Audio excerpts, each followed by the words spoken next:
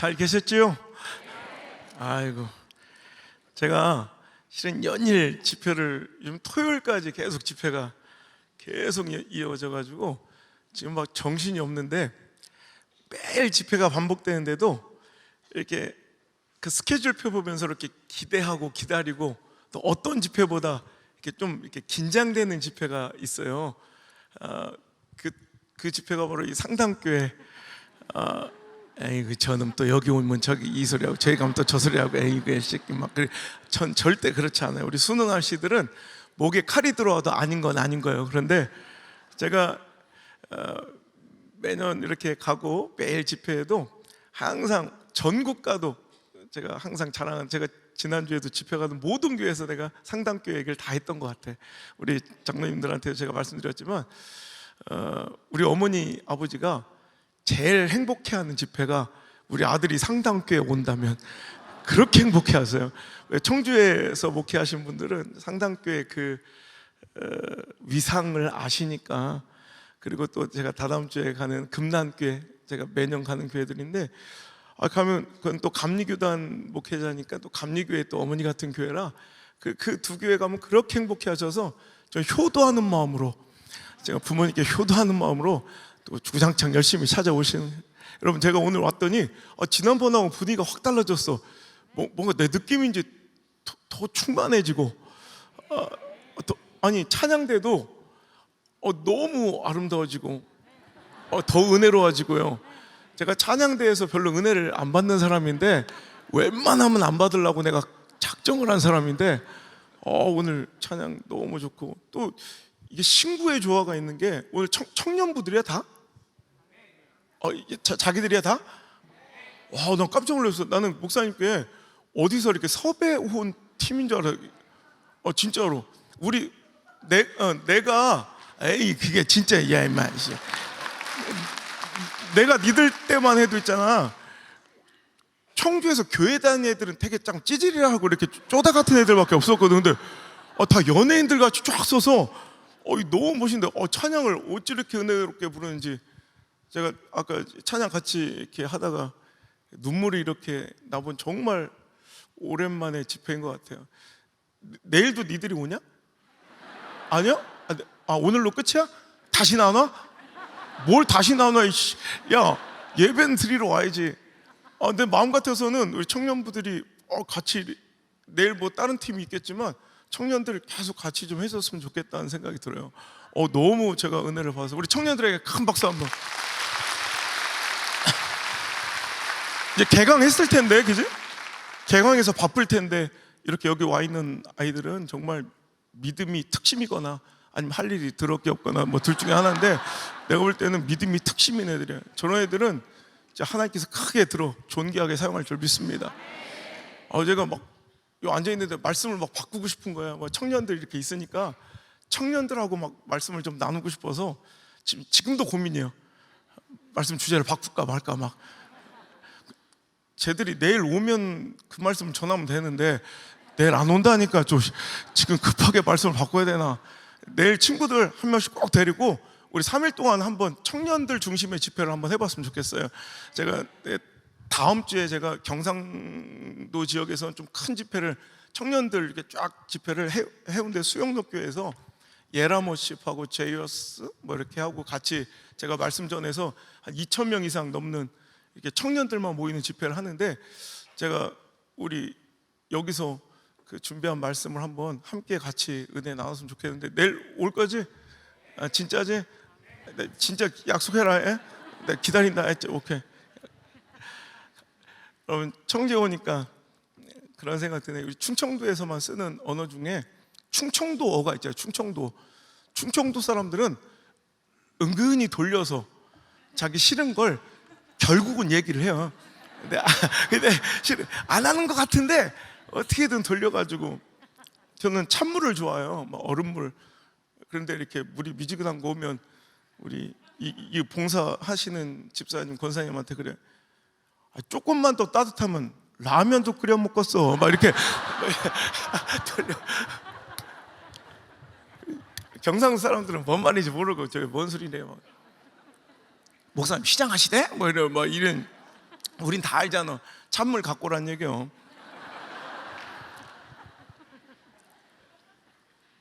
충청도 중에 그런 말이 있어요. 그러니까 동네에 공부한다고 맨날 이렇게 돌아다니고 그러더니 뭐 변변한 직장도 없고 돌아와서 그렇다고 고향집 농사를 도와주는 것도 아니고 그냥 방구석에서 뒹굴뒹굴하고 이렇게 약간 루저처럼 지내는 그런 인생들, 잉여인간 같은 친구들, 그런 친구들한테 냅둬, 애는 착혀. 이거는 되게 좋은 말 같잖아요. 애는 착혀. 이거는 충청도에서는 가장 듣지 말아야 될 소리야. 아주 무능한 걸 이렇게 돌려서 선으로 이렇게 칭찬해 주는 거예요. 여러분, 이건 절대 저는 우리 상담교회가 듣지 않았으면 좋겠습니다.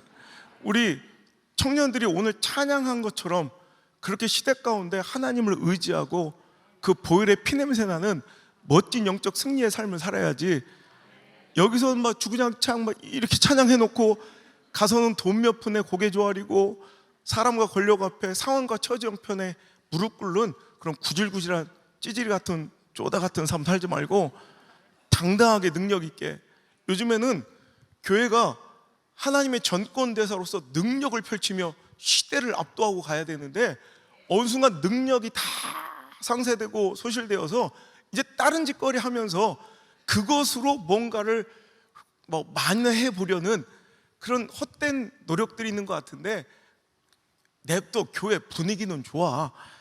왜 애들은 착혀? 그 노래는 잘해요. 막 이러지 말고 그리스도의 능력을 세계 만방에 전하며 정말 능력 있게 사용되는 거룩한 축복이 있었으면 좋겠어요. 제가요, 이번에 이제 20주년을 맞이하면서 제가 2004년 1월 1일 날 제가 28살의 나이에 총각 전도사로, 윤석열 나이로 28살에 내려가서 혼자 등짐지고 아무도 모르는 이 청준놈이 저 경상도에 아무도 모르는 정말 낯선 생명부지의 땅에 혼자 시골 마을 내려가서 결혼도 안 하고 내려갔으니 얼마나 어렵겠어요. 아무도 없는 한복판에서 혼자 등짐지고 개척을 딱 시작한 게 2004년 1월 1일이에요.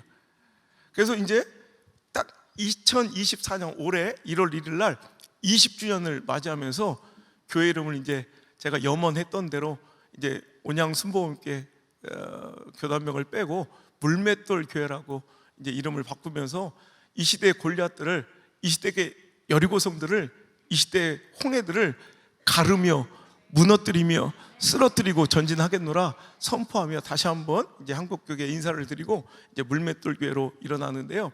제가 이번에 20주년을 기념해서 제가 신간 규장에서 이제 10번째 책을 썼거든요. 그 책 제목이 신자병법이에요. 손자병법 누가 삐짜래.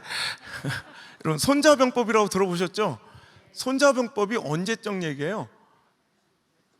그렇지, 옛날 얘기지. 그런데 손자병법은 BC 5세기, 기원전 500년 전 얘기니까 지금부터 2500년가량 된 중국 춘추시대의 구닥다리 전술서 아니에요? 2500년 전 전술서, 전쟁의 비법서, 한자 6109자로 쓰여진 13편의 전술서가 지금까지도 회자되고 수많은 사람들에게 읽히고 있다는 것이 놀라우면서도 안타까운 거예요. 여러분, 유럽 가보면 유럽 사람들이 얼마나 문화적 우월감에 사로잡혀 있습니까? 아시안들은요, 정말 제가 유학할 때만 해도 영국에서는 이 아시안계 남자들은 거의 개 고양이다움으로 봐요. 그 정도로 굉장히 무시하고 자기들은 문화적 우월감에 취해 있는 그 유럽인들도 지금까지도 손자병법을 읽어요. 미국 사람들 그 얼마나 그 오만한 그 우월감이 있어요. 근데 그들도 지금도 손자병법이 스테디셀러예요. 저 남미의 총구석에 사는 사람들도 여러분 손자병법을 알고 읽어요. 놀랍지 않아요? 그들은 인생의 성공학 담론으로 또 인생의 처세술로서 그 책을 읽으며 지혜를 구하고 있어요. 세계 역사의 중심에 섰던 사람들, 여러분, 나폴레옹, 모택동, 이순신 장군, 빌 게이츠, 일본의 최대 재벌 손정의, 여러분, 이런 사람들의 공통된 특징이 손자병법을 자기 인생의 필독서로 최고의 책으로 꼽는 사람들 중에 하나예요. 여러분 보세요. 그 잘나간 역사의 중심에 선 사람들이 손자병법을 지금도 읽고 있다는 거예요. 인생의 처세술로, 성공을 위한 담론으로. 여러분, 그런데 우리의 믿음의 승리의 방식과 공식은 세상의 처세술과는, 세상의 방식과는 다른 줄 믿습니다. 우리 하나님의 믿음의 승리의 법칙을 배워야죠. 제가 28살 그 어린 나이에 혼자 울면서 생개척을 하면서 그때 하나님께 서원한 게, 하나님, 저는 하나님의 살아계심을 믿습니다. 저는요, 다른 건 좀 들떨어지고 다른 건 좀 이렇게 못해도 여러분, 하나님의 말씀이 그렇게 잘 믿어져요. 여러분, 말씀이 믿어진 건 능력이에요. 내가 말씀을 믿어드리는 게 아니에요. 내가 믿으려고 노력하는 게 아니에요. 말씀은 여러분, 하나님께서 믿어지게 만들어 주시는 거예요. 그래서 믿음도 은사고요, 믿음도 능력이에요. 여러분, 저는 말씀이 믿어지는 은사가 있어요. 저 얼마나 말씀이 잘 믿어지는지, 저는 하나님이 시퍼렇게 살아계신가 오늘도 일하심을 믿어요. 그 능력이 예나 지금이나 변함없음이 믿어져요. 여러분도 그러세요? 우리 하나님 시퍼렇게 살아계신 게 믿어져요? 그 능력 여전하신 게 믿어져요? 그렇다면 여러분, 이걸 믿어야 돼요. 하나님의 살아계심과 그 능력의 여전하심이 진짜 믿어진다면, 그렇다면 오늘도 우리가 이 시대를 살아가면서 우리가 다윗처럼 하나님 앞에 나가고, 다윗처럼 순종하고, 다윗처럼 도전하고, 다윗처럼 모험하고, 다윗처럼 하나님 말씀대로 뜻대로 살아가며 골리앗 앞에 당당히 서면, 하나님께서는 이 시대에도 다윗에게 주셨던 시대의 영향력과 승리의 영광을 오늘 상당교회에도, 여러분의 가정에도, 여러분의 인생에도 주실 수 있는 분이라는 것도 믿어야 된다는 거예요. 여러분이 하나님의 살아계심을 믿는다면, 내가 아브라함처럼 순종하고, 아브라함처럼 결단하고, 아브라함처럼 내 인생의 이삭을 바칠 각오로 살아가면, 하나님께서는 그 먼 옛날 전설과 신화 속에 존재하는 분이 아니라 오늘 이 순간 우리에게도 살아 역사하셔서 아브라함의 능가는 복을 우리에게 주실 수 있는, 지금 현재에도 그 능력과 권세를 주실 수 있는, 그 축복을 주실 수 있는, 그 믿음의 조상의 위를 주실 수 있는 그 하나님임을 믿으셔야 돼요. 제가 20년 전 하나님께 울면서 기도해서, 하나님, 저는 하나님의 살아계심과 그 능력이 여전하심을 믿사오니, 그렇다면 저는 성경 가운데 가장 부러운 사람이 다윗이야, 다윗. 여러분, 성경에서 하나님께서 얼마나 그 인생을 깊이 주목하여 보시고, 얼마나 그의 인생에 관심 가지고 하나님께 그를 특별히 사용하시는지, 하나님 마음에 합한 자라는, 너무 여러분, 하나님 마음에 합하되 구약에 무려 600여 번이나 등장하고요, 신약에서도 60번 이상이 거론될 정도로 다윗은 정말 하나님의 관심을 정말 가장 많이 받는 사람이에요. 저는 하나님이 이 땅과 내 인생을, 우리 상당교회 역사를 섭리하시고 이끌어가고 계시다고 믿습니다. 우리 주님이 여러분의 인생을 멋진 시나리오로 당신을 주인공으로 이끌어가고 계신다고 믿습니다. Directed by Jesus Christ, Directed by Holy Spirit, Directed by Lord God. 우리 하나님께서 여러분 멋진 시나리오를 써놓으시고 누군가를 그 시대의 주인공으로 캐스팅하셔서 멋진 역사를 이끌어 가실 텐데, 저는 하나님 마음에 합한 자라는 표현이 감독 대신 모든 천하 만물 이 시대 역사를 이끌어 가신 주관 되시는 감독님 되신 우리 하나님께서 그를 캐스팅한 자, 주연으로, 주인공으로 캐스팅한 자. 여러분, 이해가 안 돼서 아멘이 늦는 거예요? 아니면 원래 템포가 청주라 늦는 거예요? 돌아버리겠네. 아침에 경상도에서 집회하다가 저녁에 청주에 오니까 아이고 속 터져 죽겠네. 여튼간에 제가 그래서 하나님께 구했어요. 하나님, 저 그럼 지금부터 다윗처럼 살게요. 다윗처럼 행동할게요. 다윗처럼 선택할게요. 다윗처럼 결정할게요. 다윗처럼 행동하고 반응하며 도전하며 나갈게요. 내가 다윗처럼 똑같이 살아갈 테니까, 그럼 하나님의 살아계시고 그 능력이 여전하시다면, 이제 지금부터 3000년 지난 그 이야기지만 하나님이 지금도 살아계시다면, 오늘 다윗처럼 행동하고 반응하고 선택하고 결정하고 도전하고 나가는 그 다윗에게 주셨던 그 하나님의 승리와 시대적 영향력을 저에게도 주실 수 있음을 믿습니다. 그래서 아무도 없는 빈 공간, 제가 얘기했죠. 저는 지난번에 와서 성도 한 명도 없이 개척해가지고요, 저는 한 몇 달 동안 아무도 없는 데서 설교했어요. 이렇게 혼자 시부랑 아무도 없는. 그것도 여러분 한두 번이지, 일주일에 새벽기도 7번, 수요예배, 금요철야, 주일날 2판만 하니까 일주일이면 11번을 아무도 없는 빈 공간에다가 계속 혼자 이렇게 설교를 하다 보니까 탁월하고 특별한 능력이 주어지네. 저 벼룩박이랑 대화가 가능해. 이렇게 혼자 이렇게 시부랑 혼자 벽이랑도 대화를 하고요, 자꾸 꽃을 귀에다 꽂고 싶고요, 막 자꾸 이상해져 가더라. 진짜 아무도 없는 빈 공간에 제 첫 설교, 첫 시리즈 설교가 이 다윗이에요. 하나님, 내가 다윗이 어떻게 살아가는지를 지금부터 연구해서 내가 다윗처럼 지금부터 살아가겠습니다.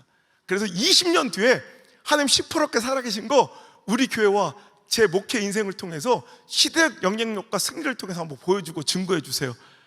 그래서 그때부터 쓰기 시작한 책이 바로 이번에 새로 나온 신자병법이에요. 손자병법이 아닌 믿는 자의 병법서. 할렐루야. 그리고 제 20년 인생을 임상 실험을 해본 거예요. 제 20년 목회 인생을 담아서 한번 진짜 그렇게 살아갔더니 하나님은 다윗처럼 그 마음에 합한 자를 캐스팅하셔서 시대적 영향력과 승리와 존귀함을 반드시 허락해 주시더라고요. 이제 여러분의 이야기로 그 하나님의 살아계심과 승리의 이야기들이 전언되고 증거되고 여러분 선포될 수 있기를 주의 이름으로 축복합니다. 오늘 여러분 이제 뭐 새 시간, 저녁 시간밖에 없지만 하나님께서 존귀하고 귀하게 사용하시는 그런 인생들의 그냥 3가지 특징들, 또 주시는 말씀대로 또 말씀 바꿀 수도 있겠지만 오늘 그 첫 번째, 오늘 감사에 대해서 이야기하려고 해요. 감사. 오늘의 주제는 감사예요. 여러분 이제 구정, 설날이 지났지만 그래도 고향에 왔으니까 제가 우리 선배님들에게, 어르신들에게 인사 한번 올릴게요. 새해 복 많이 받으세요. 우리 서로에게 인사합시다. 새해 복 많이 받으세요. 여러분 희한하죠? 세상 사람들은요 분명히 그래요. 야, 누가 나한테 나 하나님 필요 없어, 난 누구한테 복 받을 필요 없어, 내 힘과 노력으로 내 땀과 의지로 여기까지 왔어 라고 얘기하면서 하나님의 존재를 부정해요. 근데 희한하게 새해만 되면 서로 인사하기를, 그런 자기 가치관과 기준이라면 뭐라고 인사해야 돼요? 올해도 새해 복 진짜 많이 창조하셔야 돼, 새해 복 많이 만드셔야 돼, 이래야 되잖아. 근데 희한하게 자기는 누구에게 복 받지 않고 자기 노력과 땀과 의지와 노력으로 자기가 복을 자기가 만들어내고 있다고 자기 손으로 자수성가했다고 얘기하면서도 여러분 새해만 되면 꼭 인사해요. 서로에게 새해 복 많이 받으시래. 어디선가보다 그들은 하나님을 자꾸 DNA 부정하려고 해도 그 DNA 가운데 심겨진, 하나님의 창조 질서 가운데 심겨진 그들의 의식 속에는 복은 내가 만들어내는 것이 아니라 누군가로부터, 어디선가로부터 주어지는 걸 내가 받는다는 걸 의식적으로 고백하는 거예요. 여러분, 그러니까 우리는 그 복의 근원지가 하나님임을 알고 있는 자들이에요. 그러니까 여기 모여 있는 거 아니에요, 그죠? 여러분, 그럼 우리가 하나님께서 우리에게 복을 주실 때 아무리 우리에게 많은 것들을, 좋은 것들을 주시고 싶어 하셔도 여러분 그릇이 없으면 받을 수 없잖아요. 저에게 아무리 좋은 물을 제공하고 싶어도 이 그릇이 없다면 이런 물은 쏟아지고 모아지지 않아서 제가 마시고 싶을 때, 갈증 날 때 이거를 누릴 수가 없을 거예요. 다행히도 상담교회는 이건 500도 아니고 300도 아닌 어중간한 정체모를 물병이 있어서, 도대체 이게 뭐예요 브랜드가. 하여튼 어줍잖지만 이런 병이 있어서 여러분 이만큼의 물을 담을 수 있었던 거예요. 우리가 아무리 하나님께 폭포수 같은 은혜를 달라고 기도해도 얘를요 폭포수 밑에 갖다 놔봐요. 여러분 3박 4일 갖다 놔도 얘는 절대로 요 330ml를 넘지 못할 거예요. 그죠? 이건 누구나 다 아는 사실이에요.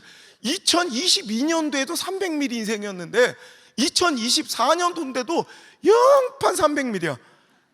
그 결과의 동의를, 결과가 바뀌지 않아, 내 삶이 변하지 않아. 그럼 우리는 뭐라고 인식하냐면 하나님이 나에게 복을 주시지 않았다라고 인식해요. 하지만 여러분, 이런 특별한 성회가 집회가 중요한, 행사가 중요한 게 아니라 매일같이 한국교회가 주목하는 상당교회, 우리 안광광 목사님, 안3.1절도 아니고 안광복 목사님, 여러분 3.1절에 태어났으면 어떻게 할 뻔해서 안3.1, 안3.1.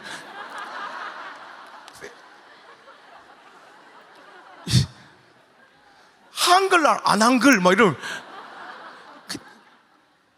제가 전국 돌아다니잖아요. 뭐 우리나라 유수의 그 대형 교회들 다 가는데 우리 상당교회 소문이 지금 겁나 좋아요. 물론 제가 열심히 홍보한 효과도 있지만 진짜 안광 목사님의 목회, 지금 이게 정 목사님 들을 이 아주 연착륙한 이 리더십의 이 교체가 한국교회에 지금 귀감이 되고 있다고. 여러분, 시간마다 주일마다 폭포수 같은 은혜가 이미 여러분에게 쏟아 부어지고 있다는 거예요. 근데 여러분, 여러분 그 은혜가 부족해서 더 달라고 해야 될 게 아니라 실은 주실 은혜를 받을 수 있는 그릇을 준비함이 지혜인 줄 믿습니다. 그러니까 오늘도 그릇이 깨져버리고 그릇이 더 확장되는 은혜가 먼저 있어야 된다는 거예요. 아무리 하나님의 나에게 주시고자 좀 안 달라신 복이 있어도, 응답하시고 싶은 그 정말 여러분의 그 간절한 기도 있어도 받을 그릇이 없으면 쏟아져 내린다고요. 그러니까 오늘 여러분, 그 축복을 받을 수 있는, 그 은혜를 받을 수 있는 그릇이 바로 감사입니다. 하나님은 그 감사의 그릇만큼 즉시로 은혜를, 축복을, 응답을, 회복을, 풀림을 작년에 해봤잖아요. 아멘 할 때까지 그냥 하는 거, 문 잠궈버리고. 이걸 주시려고 지금 준비하고 대기하고 계실진데, 이번 집회는요, 더 큰 은혜 달라 기도하기 전에 여러분, 하나님께 내가 받을 그 감사의 그릇이 넓어지고 믿음의 그릇이 확장되는 축복 있게 해달라고 기도하시길 바랍니다. 그럼 믿음의 그릇이 확장되려면 어떻게 해야 될까요? 단순한 거예요. 그럼 감사의 그릇이 커진다? 두 가지 방법이 있을 것 같아. 내가 어떤 좋은 일, 하나님께 정말 은혜를 받고 감사할 일이 있을 때 하나님께 드리는 그 감사의 표현의 스케일이 커질 때, 그러니까 내가 옛날에는 어떤 좋은 일, 유익과 은혜를 주셨을 때 요거밖에 못 드렸던 사람이 더 큰 감사, 뭐 10만 원, 100만 원, 1000만 원의 감사를 드릴 수 있을 때 그 감사의 표현의 스케일이 커질 때 감사의 그릇은 커질 거예요. 자, 그런데 이런 류의 얘기는 이제 여기까지 짧고 굵게 간단하게 끝내야 돼. 왜냐면 이런 얘기는 너저분하게 길게 하면 서로 간에 시험 들고 이제 다시는 안 불러. 서로 불편해져요. 저는요, 중학교 2학년 때 하나님 저를 통해 복의 근원이 되어 저는 어떤 분야든 최고가 될 자신이 있었으니까 저는 무조건 성공할 건데, 그 성공을 통해서 나만 잘 먹고 잘 살지 않게 하시고 주변 사람들을, 이웃을, 시대를, 더 나아가 다음 세대를 살리는 축복을 달라고 중학교 2학년 때 일주일 동안 금식 기도하고요, 그 은혜와 응답을 받은 이후부터 그날부터 지금까지 전 단 한 번도 중학교 2학년 때부터 지금까지 하나님께 드린 감사의 크기를 줄여본 적이 없어요. 그때는 뭐 돈이 없잖아요. 1,000원, 2,000원, 10,000원 이렇게 늘었겠죠. 근데 감사 더 하고 싶을 때 안 되면 진짜 폐지라도 주워가지고 감사를 더 했어요. 지금은 1,000만 원, 2,000만 원씩 막 늘어나요. 그럼 망해야 될 것 같은데 지금 엄청난 축복을 받아서 지금은 내 다음 주에도 더 엄청난 또 감사를 또 드릴 거예요. 생각해보면 다 감사해요.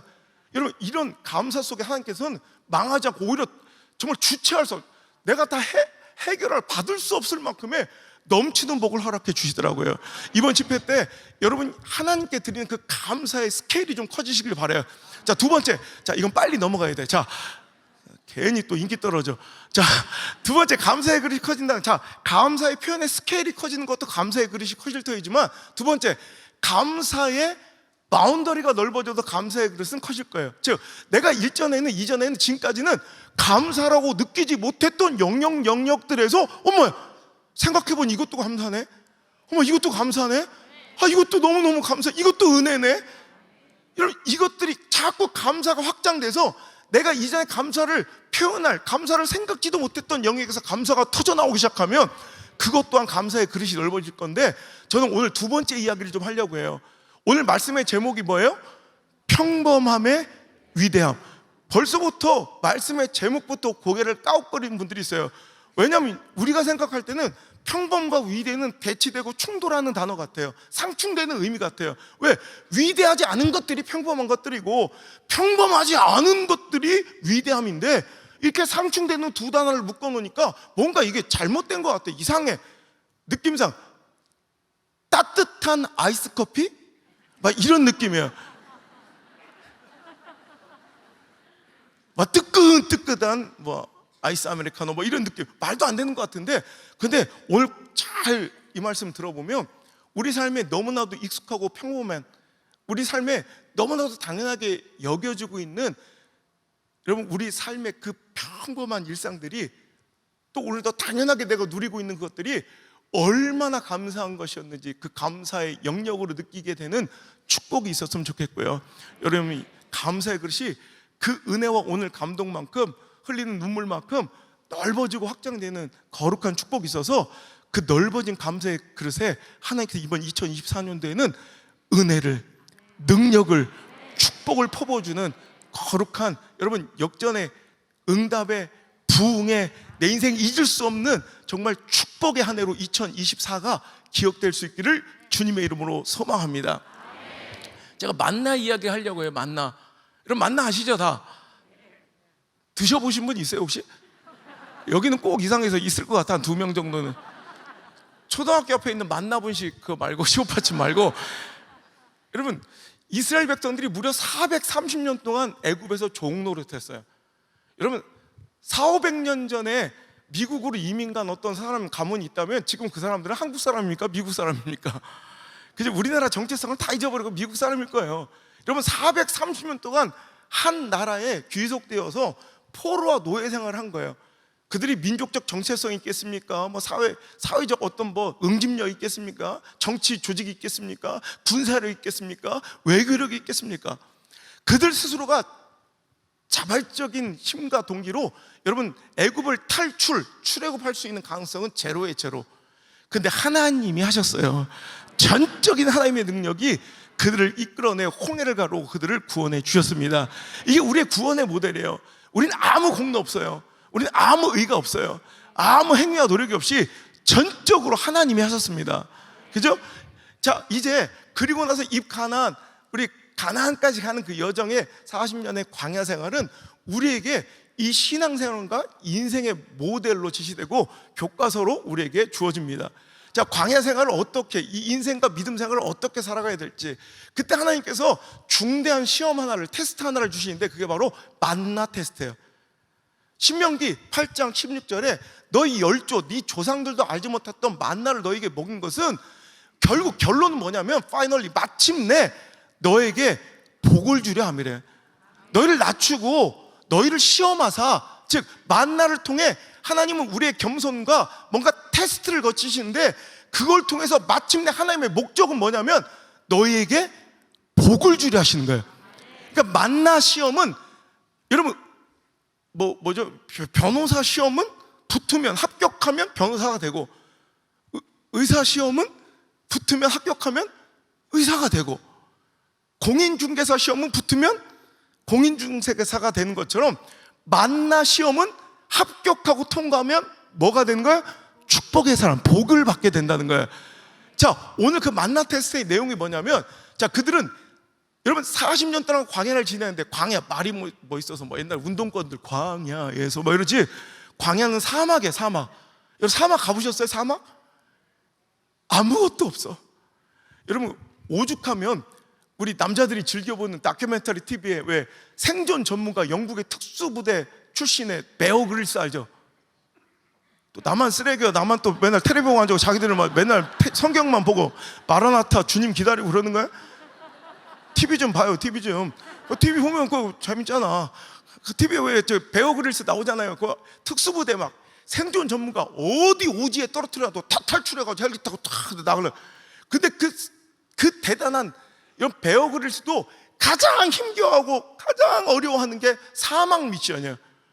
그때 고비 사막하고 애리조나 사막에 한번 떨어뜨려 놨더니 죽으려고 합니다. 왜냐하면 아무리 생존 전문가면 뭐해? 특수부대 훈련 받았으면 뭐해? 뭐가 있어야 이용해 먹고 나오지. 다른 데는 이용해서 뭘로 또 잡고 막 이렇게 사막은 아무것도 없어. nothing.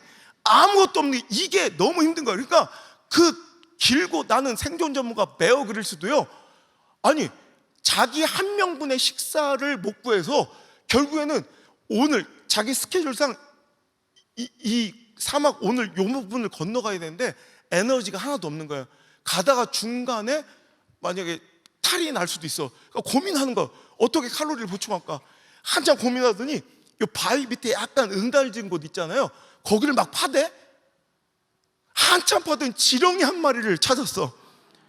근데 여러분 베어 그릴스 별거 다 먹잖아요.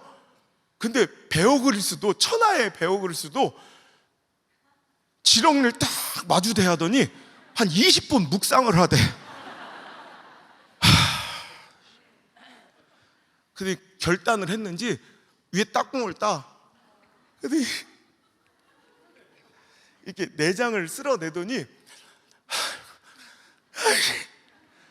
여러분 이렇게 아버지가 돈 벌기가 힘든 거예요. 아버지한테 잘해라.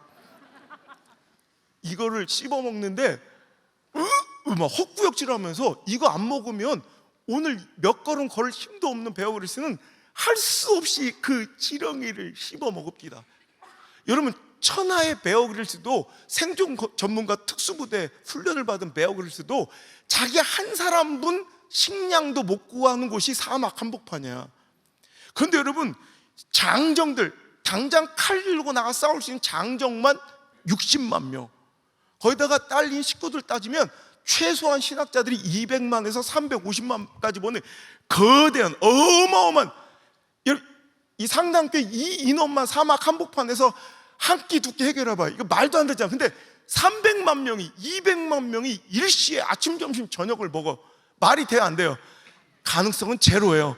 근데 그들은 걱정할 필요가 없었어요.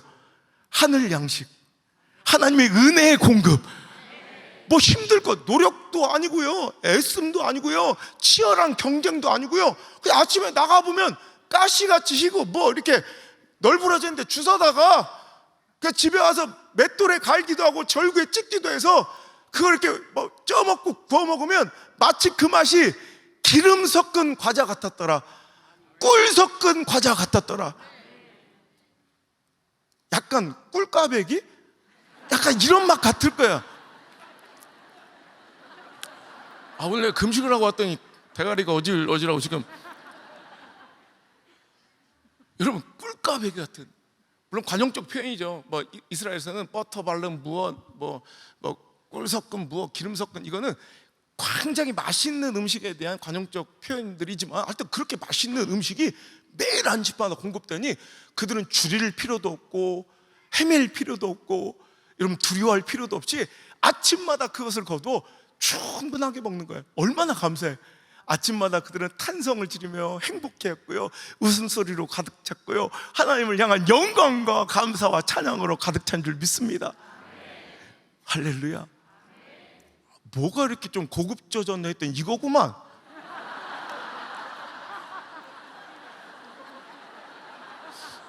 뭔가 나를 이렇게 위압적으로 짓누르는, 뭔가 소심해지고, 옛날에 이거 아무것도 아니었는데 자꾸 뭔가 이렇게 시골교회 목사는 뭔가 기가 죽는. 그래서 이쪽 쳐다볼 때마다 그래서 쟤들한테는 별 매력이 없는데 뭐가 그렇게 나를 기죽일까 했더니 저거구만. 엄마야, 벼룩박에 저걸 뭐 어떻게 다른 거야 저걸. 하여튼 간에 여러분 아침마다 환호성, 찬미, 영광, 찬양, 감사, 할렐루야. 근데 그 기쁨과 감사는요 오래가지 못해. 우리가 알거니와 얼마나 감사해. 매일같이 쏟아져 있는 그 만나에 그들은 늘 행복할 것 같은데 그 감사는 오래가지 않더라는 거예요. 왜? 인간의 악한 본성이 그래요. 너무 제한 없이, 너무 풍족하게, 너무 조건 없이 주시는 것에 대해서는 감사를 못 느껴. 그래서 여러분 부당거래라는 영화에서 그러잖아요. 알았어요. 내가 다시는 이제 텔레비 영화 얘기 안 할게. 한 번만 들어줘요. 사람 말이야, 호의가 반복되면 지 권리인 줄 안다고. 아니 호의를 한 번 베풀어주면 감사해. 두 번 주면 감사해. 그 10번 100번 주면 더 감사해야 되는데 희한하게 한 번 딱 주면 감사한데 계속 제한 없이 공급해주는 은혜에는 감사할 줄 모르고, 감격할 줄 모르고, 감동할 줄 모르고, 우리 그게 지 특권인 줄 알고 이제 감사가 식어버리더라는 거예요. 이스라엘 백성들이 그랬습니다. 매일 쏟아내리는 제한 없는, 조건 없는 풍족함에 그들은 이것들이 슬슬 물리기 시작하고 하나님께 대하여 범죄하기 시작합니다. 감사를 드리기는커녕 오히려 그 만나가, 지금까지 나를 이곳에 있게 했던 그 만나가, 생명의 근원이었던 하나님의 은혜의 공급이었던 그 만나가 오히려 그들에겐 저주와 불평과 원망의 대상으로 뒤바뀌기 시작합니다. 민수기 11장에 보면 그들 사이에 섞여 사는 중단, 많은 숫자의, 옛날에는 잡족이라고 표현되는데 섞여 사는 무리들이 탐욕을 품었대요. 탐욕. 여러분, 하나님 나라 가는 그 길에는 하나님 백성만 있는 게 아니라 중단, 많은 숫자의 잡족도 섞여 있는 거예요. 누구요? 잡족. 뭐 찾지 말고. 여러분, 잡족들이 하는 일은 뭐냐면 맨날 탐욕을 품어요. 탐욕을 품어서 하나님의 백성들과 하나님 사이를 이간질시키고 자꾸 무너뜨리고 회방하는 역할이 잡족의 역할이에요. 여러분, 탐욕, 어디까지가 탐심입니까? 어디까지가 욕심입니까? 어디까지가 탐욕입니까? 세상 사람들은 에이그 너 욕심도 많다, 니까짓 게 무슨 저기 에이그 10억을 바라냐, 에이그 이렇게 액수를 가지고, 금액을 가지고 탐욕을 기준하지만, 여러분, 신앙에서의 탐욕의 기준은 유일하게 하나님밖에 없으세요. 그러니까 하나님께서 허락하신 것, 이게 기준이에요. 하나님께서 허락하신 것, 하나님께서 상당교회에 허락하신 것, 하나님께서 여러분 가족에 허락하신 것, 내 사역 가운데 허락하신 것, 그 이상, 그 넘어가 탐욕이에요. 그러니까 어떤 사람에게는요, 하나님 주신 크고 거대한 비전 가지고 1000억을 꿈꿔도, 하나님의 선교 사역을 해서 내가 우리 상당교회 선교지마다 내가 그럴 수 있잖아요. 내 사업장에 다 그냥 지사를 다 세워서 선교사님들 지원하겠다. 멋지잖아요. 안 멋져요? 그럼 여러분, 1000억을 꿈꿔도 탐욕이 아닌데, 그죠? 액수가 아니에요. 하나님 허락하신 것. 어떤 사람은 에이 참, 그러면 에이 참나, 에이 이렇게 주워 받은 10만 원도 탐욕이 될 수 있다는 거죠. 하나님께서 허락하신 것. 오늘 여러분, 잡종들은요, 하나님께서 허락하지 않은 것에 관심을, 자꾸 시선을 쏟아지게 만드는 게 여러분, 잡족들, 마귀 사탄들의 역할이에요. 우리는 계속 신앙과 믿음의 싸움은 하나님께서 오늘도 이 광야 생활, 우리의 믿음 생활, 우리의 신앙 생활 가운데 허락하신 것에 만족하고 그것을 바라보는 게 여러분 신앙 생활이에요. 제가 목사지만 믿음이 흔들리고 좀 이렇게 좀 나약해질 때 있잖아요. 목사도 그럴 때마다 꼭 곁에 두고 계속해서 반복해서 읽는 책들 중에 뭐 이 팀 켈러의 내가 만든 신 같은 거, 또 토니 에반스의 의심 받으신 하나님, 뭐 이런 책들은 소책자라 뭐 읽기도 좋아요. 계속 두고두고 읽어도 괜찮아요. 이 토니 에반스의 의심 받으신 하나님이라는 책을 보면 되게 재밌는 게, 어찌 이렇게 미련한 하나님의 백성들인지 마귀의 똑같은 전술과 전략에 창조의 지금까지 모든 교회들과 성도들과 목회자와 사역자들이 다 넘어지고 있다는 거예요. 여러분, 마귀들이 막 프로페셔널하게 막 그냥 막 작전들을 바꿔서 우리를 현란하게 막 우리를 농락하는 게 아니라 똑같은 시험과 똑같은 유혹에 다 넘어지고 있는데, 그 작전이 뭐냐면 우리로 하여금 하나님을 의심하게 만드는 작전. 하나님의 그 사랑을 자꾸 의심하게 만든대. 그래서 뱀새끼가 처음에 에덴 동산에 모든 것을 주신 하나님, 그 은혜와 축복을 누리고 있는 아담과 하와, 여러분 충분한 거야. 에덴 동산 안에서의 아담과 하와는 모자랄 게 없는 사람들이에요. 그죠? 아니, 하나님이 모든 걸 다 주셨잖아요. 부족함이 없어요. 그냥 모든 걸 다 주신 하나님이에요. 근데 뱀새끼는, 사단은, 잡족은 내 마음에 슬며시 찾아와서 모든 것을 주신 하나님을 제껴두고, 하나님 주신 그 모든 것, 많은 것을 제껴두고 자꾸 뭘 보게 만드냐면 하나님이 딱 하나 안 주신 거. 뭐예요? 선악과. 자꾸 거기에 시선과 마음을 자꾸 돌리게 해요. 여러분, 이것에 속아 넘어가면 안 돼요. 우린 여러분, 하나님이 주신 것을 바라봐야 돼요. 하나님 상담교회 주신 것을 바라봐야 돼요. 우리 가정에 주신 것을 바라봐야 돼요. 우리 부부지간에 주신 것을 바라봐야 돼요. 우리 자녀들에게 주신 것을 바라봐야 돼요. 근데 마귀는 자꾸, 잡적들은 내 마음을 자꾸 시선을 끌어다가 하나님께서 우리 교회에 안 주신 거, 우리 가정에 안 주신 거, 내 부인에게 안 주신 거, 내 남편에게 안 주신 거, 내 자식에게 안 주신 거, 내 부모에게 안 주신 거, 우리 성가대에 안 주신 거, 자꾸 이것에 자꾸 우리의 시선을 모두어서 거기에 집중시켜요. 거기에 속잖아? 그래서 자꾸 이렇게 보다 보잖아? 그리고 보암직도 하고, 또 모금직도 해. 그러다가 여러분, 하나님 주신 에덴 동산 천국을 무너뜨린 사건은요, 여러분 이 시선의 싸움이에요. 오늘도 여러분, 하나님께서 우리에게 얼마나 좋은 것들, 얼마나 귀한 것들, 얼마나 많은 것들을 주셨어요. 상담교회 얼마나, 제가 그랬잖아, 까딱처럼. 수행교사한테 주의를 시키고 왔어요. 내가 정신이 또 나가면 등록카드 쓸 수 있다. 나를 붙잡고 나갈 때는 나를 체포해 가라. 등록카드 지난번에 썼다가 뺏겼다니까. 얼마나 좋은 게 많아요. 야, 나 청년들 너무 부럽다. 야. 진짜 너무 찬양. 내일 올 거지? 내 이렇게 누군가, 야, 첫사랑한테도 내가 이렇게 굳이 안 매달렸다. 나 원래 이렇게 들척거리는 사람이 아닌데 니들과 함께 하고 싶다. 3일 동안 진짜 부탁한다. 얼마나 주신 게 많아요, 그죠? 얼마나 행복한 우리 상담교회요, 그죠? 근데 어떤 때는 내 마음이 딱 이렇게 상해. 왜? 마귀한테, 잡종한테 딱 마음이 점령당하면 그 주신 수많은 좋은 것들을 놔두고 딱 하나 안 주신 거예요. 막 딱 하나 안 주신 거, 늘씬한 키, 형이 딱 하나 안 주신 거, 풍성한 머리숱, 막 이런 거, 그런 거에 마음이 딱 꽂혀버리면 막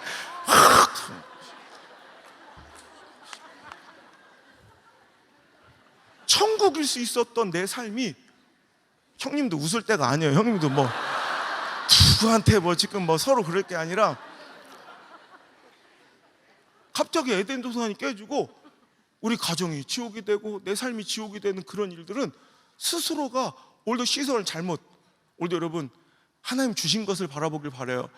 만나 주셔서, 이 만나 테스트는 내가 만나를 통해 만족하고 감사하여 나를 낮추어 겸손하게 하면 오늘 하나님께서는 마침내 복 주시려고 준비하신 테스트예요. 근데 우리가 만나로 만족해야 되는데 잡족들이 와서 너 기억나냐? 뭐 우리 애굽에서 먹었던, 값없이 먹었던 파, 마늘, 고추, 생선, 마늘, 뭐 부추, 전구지 막 이러면서 여기가 채선당이냐? 그걸 다 먹어야 속이 풀리겠냐? 주신 대로 먹으면 되는데 그놈의 걸 이것도 저거, 여기에서 농락당한 하나님의 백성들은 이제 탐욕이 전염돼가지고 하나님을 원망하며 뭐라 하는 줄 알아요? 우리의 기력이 쇠한 것은 이 만나 때문이래. 너무 끔찍하지 않아요? 지금까지 내가 산 것도 하나님의 은혜요. 내가 지금 이 자리에 있는 것도 하나님의 은혜인데, 그 말씀의 은혜인데, 말씀의 공급인데 싹 잃어버리고, 내가 진짜 내 기력이 쇠하여 우리 눈에는 이 만나 쪼가리 외에는 보이는 것이 없도다. 짜증을 내요. 더 끔찍한 건 민수기 21장으로 가보면 이제는 뭐라고 대놓고 하나님 앞에 범죄하냐면, 우리는 이 하찮은 음식을 싫어하노라.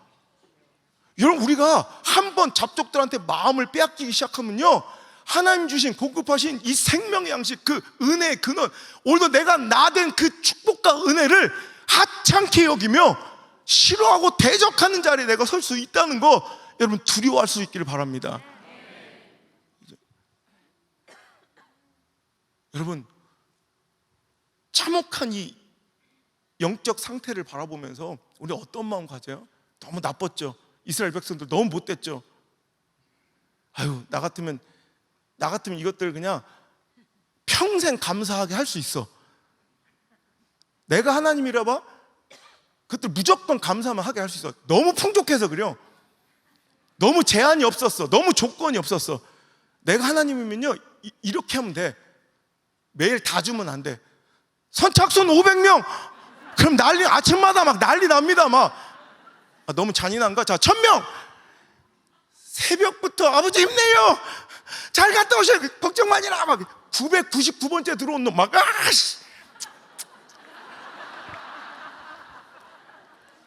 얘들아 아빠가 만났다 따 막 감격하고 난리 날 거예요. 너무 잔인한가? 200만 명인데 1000명 주면 좋아, 나는 관대하다. 어차피 12집 하니까 4집하씩 묶어 4조 3교대. 그래서 4집하씩 돌아가면서 여러분 3일에 한 번씩 먹는 거예요. 이틀 쫄쫄 굶고.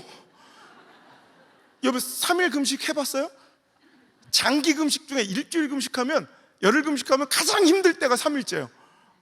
난 지금도 이해가 안 되는데요, 전 지금도 금식하면 3일째만 되면 평소에는 먹지는 난 거들떠도 한 번은 새우깡이 그렇게 먹고 싶어요. 난 평생 갔다가 먹여줘도 안 먹어요. 새우깡 근처에도 안 가는데 희한하게 금식만 3일째만 딱 되면 그 갈매기 새끼들의 마음이 이해가 돼요.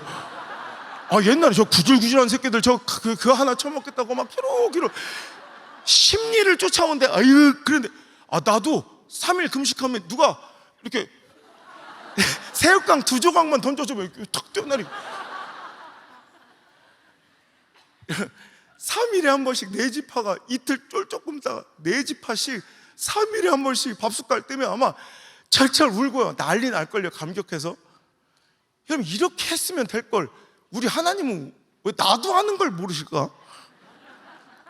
하나님이 몰라서 못하신 게 아니라 하나님은 딱 하나, 저는 그렇게 해요. 여러분들한테, 여러분 제가 여러분의 하나님이 아닌 걸 감사하셔야 돼. 근데 우리 하나님은 자기들한테 절대로 그렇게 못해요. 절대로. 왜 그런지 알아요? 하나님 여러분을 너무너무 사랑하셔서. 여러분 사랑은 뭐예요? 갑을관계는 세상에서 명확해요. 돈 많은 놈이 갑이야, 힘 센 놈이 갑이야, 고용한 놈이 갑이야. 이 갑을관계는요 아주 세상은 명확해요. 근데 이 세상의 갑을관계가 완전히 무너지는 영역이 있어요. 사랑. 여긴 사랑 안 하지 잘. 여러분 사랑해봤잖아. 누님들 사랑해봤잖아. 지금 말고 옛날에, 아주 먼 옛날 응삼이 오빠랑 막 보리밭을 뛰어다닐 때 그때 한번 생각해봐요. 막 물레방앗간 덕파리 오빠랑 갈 때 한번 생각해봐요. 돈 있고 힘 세고 천하장사도 소용없어. 누가 갑이고 누가 을이 돼요? 여러분 사랑하는 사이에선 누가 을이에요? 누가 을이에요? 둘 중에 더 많이 사랑하는 쪽이 무조건 을이 돼요. 그러니까 그 대단한 실장님도, 그 대단한 본부장님도 경리 아가씨한테 쩔쩔매는 영역은 사랑밖에 없어요. 왜? 더 사랑하니까. 여러분 하나님이, 여러분이 하나님 사랑하는 것보다 하나님이 여러분을 더 사랑하지. 여러분이 교회를 사랑하는 거 크지만 교회가 여러분을 더 사랑하죠. 목사님이 여러분을 더 사랑하시죠. 그러니까 어떨 때는 하나님이, 목회자가, 교회가 나에게 을처럼 보여요. 왜? 맨날 그렇게 구니까. 여러분 정말 내가 갑이라, 교회가, 하나님이 을이어서가 아니라 나를 더 사랑하는 쪽이시라 기억하시고, 그걸 오해하고요 어떤 때는 꼴값 떨고 영적인 갑질을 하고 다니는 사람들도 있더라는 거예요.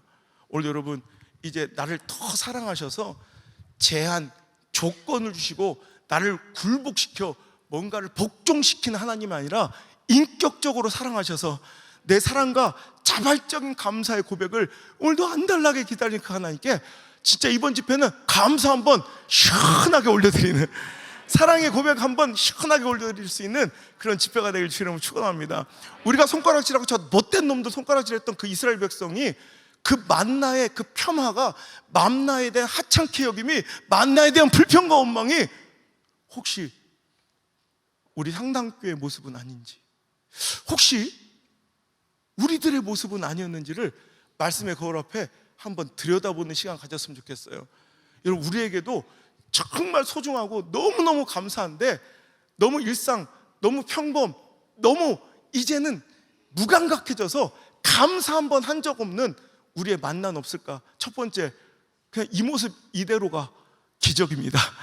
여기서 뭔가 이번 집회 때 뭔가 응답받고 은혜를 받아야 되는 게 아니라, 여러분 우리의 예배는요, 물론 은혜 받기 위해서 오는 것도 맞죠. 여러분 우리 응답받고 싶어서 오는 것도 맞지만, 여러분 우리 교회 예배는요, 은혜 받으러 나오는 게 아니에요. 은혜 받았기 때문에 나와서 예배할 수밖에 없는 거지. 이 예배의 본질을 잊지 않았으면 좋겠습니다. 은혜를 더 구하러, 은혜를 받으러 나온 게 아니라 우리 은혜를 받아서 예배하지 않을 수가 없는 거예요. 믿습니까? 여러분 우리가 무엇이 하는데, 마치 0.0000001%의 구원의 확률도 없었던 이스라엘 백성을 430년 동안 종로로 타던 그들을 전적인 하나님의 권능과 권세와 은혜로 구원해 주신 것처럼, 우리가 여러분 아무 공로 없이 아직도 주님과 원수 되었을 때, 죄인 되었을 때, 아직도 우리가 온전치 못하고 연약할 때, 하나님 그냥 우리를 의롭다 하시고 우리를 온전하다 하시고 내 아들이다 내 딸이라 불러주시고 우리를 전적으로 하나님의 백성, 구원의 자녀 삼아 주셨다는 거예요. 이거보다 더 큰 감사의 제목이 어디 있어요? 이게 기적이죠. 여러분 이 구원의 감격과 감사로 눈물 나서 감사해본 적 언제신가요? 이제 어느 순간 이게 당연해진 거예요.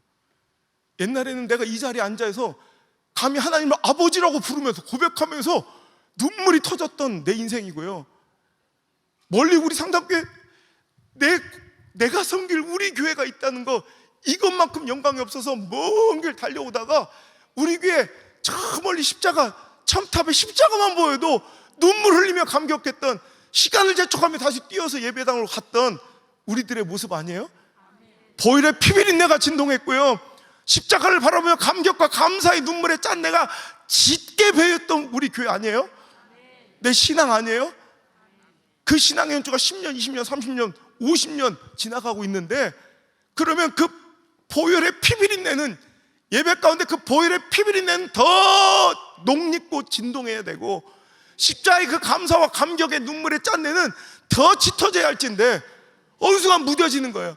이 자리가 당연히 내 자리 같고, 그 불려질 때 그 호칭이, 그 직분이 너무 부담스러워서, 너무 황송해서 짐짝 속에 숨었던 사울처럼 벌벌 떨며 감격했던, 눈물 흘렸던 그 직분도 이제 당연히 내 직분처럼, 당연히 내가 받을 자격이 있는 것처럼 여겨지며, 오늘도 우리가 이 자리 예배에 무감각하게 있지는 않는가, 감사가 사라지고 있지는 않는가. 여러분 우리가 구원받음이 감사입니다. 이거보다 더 큰 감사가 없어요. 구원받음, 영생의 소망, 천국 소망 주심을 감사합니다. 하나님께 감사한금 드려보셨어요? 우리는 예배가, 신앙 가운데, 믿음 생활 가운데 뭔가 서프라이즈, 어떤 사건이 딱 이벤트처럼 터져야 그것 가지고 감사하려고 하지. 이런 가장 본질적인 우리가 구원의 감사. 여러분 우리가 감히 무슨 자격으로 이렇게 구원받겠어요? 여러분 서로 보세요. 한번 구원받게 생겼나? 자 한번 보시라. 5명만 보시라고. 크게 소망 있게 생겼어요? 한숨만 나오죠 서로 간에. 근데 하나님은 그걸 의롭다 하신 거예요.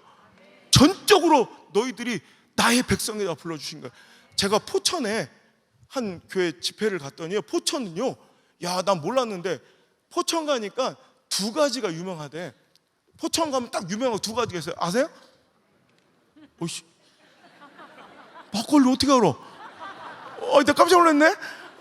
여러분 모르시죠? 상담교회는 이러면서 알려주려 했더니 막걸리. 입맛 따시는 분은 또 뭐예요? 막걸리. 시험 들까봐 이쪽 안 보려면 이제. 자, 그래서 포천 가니까요, 1동 막걸리, 2동 갈비 유명합대요. 그래서 보니까 포천의 동네 이름이더만요, 1동이란 동네, 2동이란 동네인데 1동에 막걸리, 2동은 갈비래. 그러니까 이제 집회 오니까 제가 하도 밥을 안 먹고 그러니까 한 끼는 먹자고 그러면서, 포천까지 오셨는데 막걸리를 먹일 수는 없고 갈비는 먹여야 된다고 저를 끌고 가는데, 대충 어지간한 데서 먹지 얼마나 저를 끌고 가는지. 아니 오뚜기 부대, 최전방 부대 있잖아, 오뚜기 부대를 지나쳐서 북한 쪽으로 더 가. 야, 이러다가 까딱하면 뉴스에 나오더라고. 더 가야 돼요. 근데 여러분 아시죠? 포천이나 이런 동두천 이런 지역에 가면 잘못하면 이렇게 군사 지역이 많아가지고 이 내비게이션이 그냥 블랙 아웃 되는 데가 있어요. 그냥 딱 내비게이션이 그냥 딱 검게 칠해주고 안 나와요, 그 위성 사진이. 그래서 우리가 처음 가는데 이렇게 그 알려주신 그 식당으로 가다가 우리 수행비서가 운전을 하다가 갑자기 딱 이게 아는 사람들은 거기서 가면 되는데 도대체 어디로 가야 될지 모르니까 대충 감으로 가다가 나중에 완전히 어떤 산속으로 들어갔는데 다 까매. 그냥 어떻게 어디로 가야 될지 알지 못하는 거야. 그래서 할 수 없이 교회에 전화했더니 거기 오래 산 토박이 장로님이 우리를 구출하러 온다고, 거기가 어딘지 알려달래. 우리가 여기가 어딘지 알면 우리가 찾아 나오지. 뭐라도 있을 거 아니야. 주변에 보이는 걸 얘기해달래. 그래서 보는 게 산밖에 없어요. 산밖에. 우리 아니 뭐 산만 있어요. 그냥 진짜 산밖에 없어요. 나무밖에 없어요. 우린 조졌어요. 이제 큰일 났어요. 그래도 한번 그 차를 세워놓고요, 우리 수행비서 이쪽, 전 이쪽으로 막 한참 걸었더니 내가 다리 하나를 발견한 거예요. 무슨 이렇게 조그만 다리 개천 같은데 다리 하나를 발견했다. 근데 그 다리 이렇게 그 현판에 그 다리 이름이라도 있을 거래. 그 한번 보니까 그 다리가 38교 이렇게 써 있더라고. 여기 38교에 38교 했더니 알아요. 거기 알으니까 꼼짝 말고 있으라는 거예요.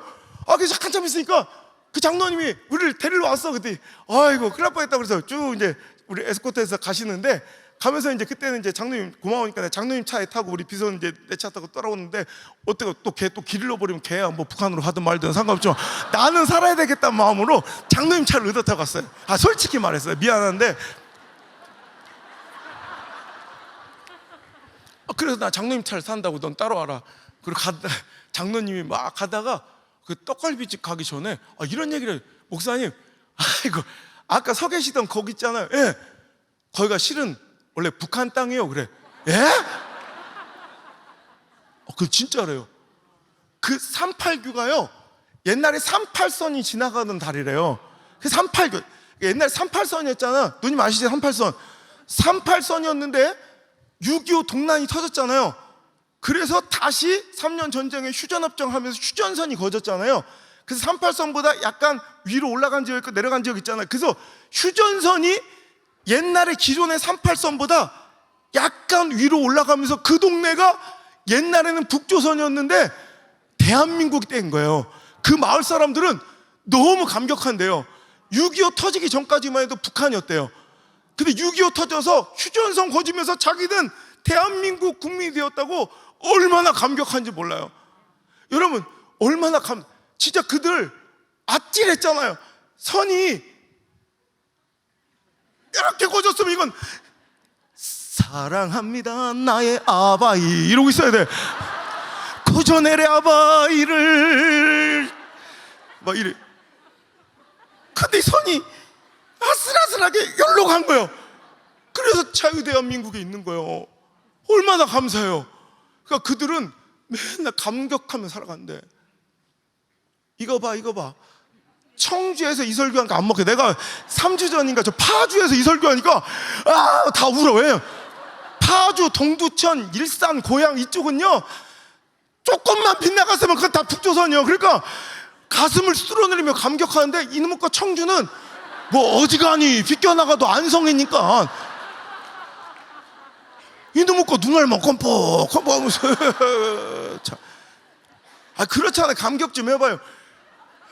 좋다 이건 포기해. 자, 좋다 이거요. 거기 그지같이 살다가 100년 살다가 죽으면 그만이요. 그런데 우리는요 이거보다 더 아슬아슬한 거예요.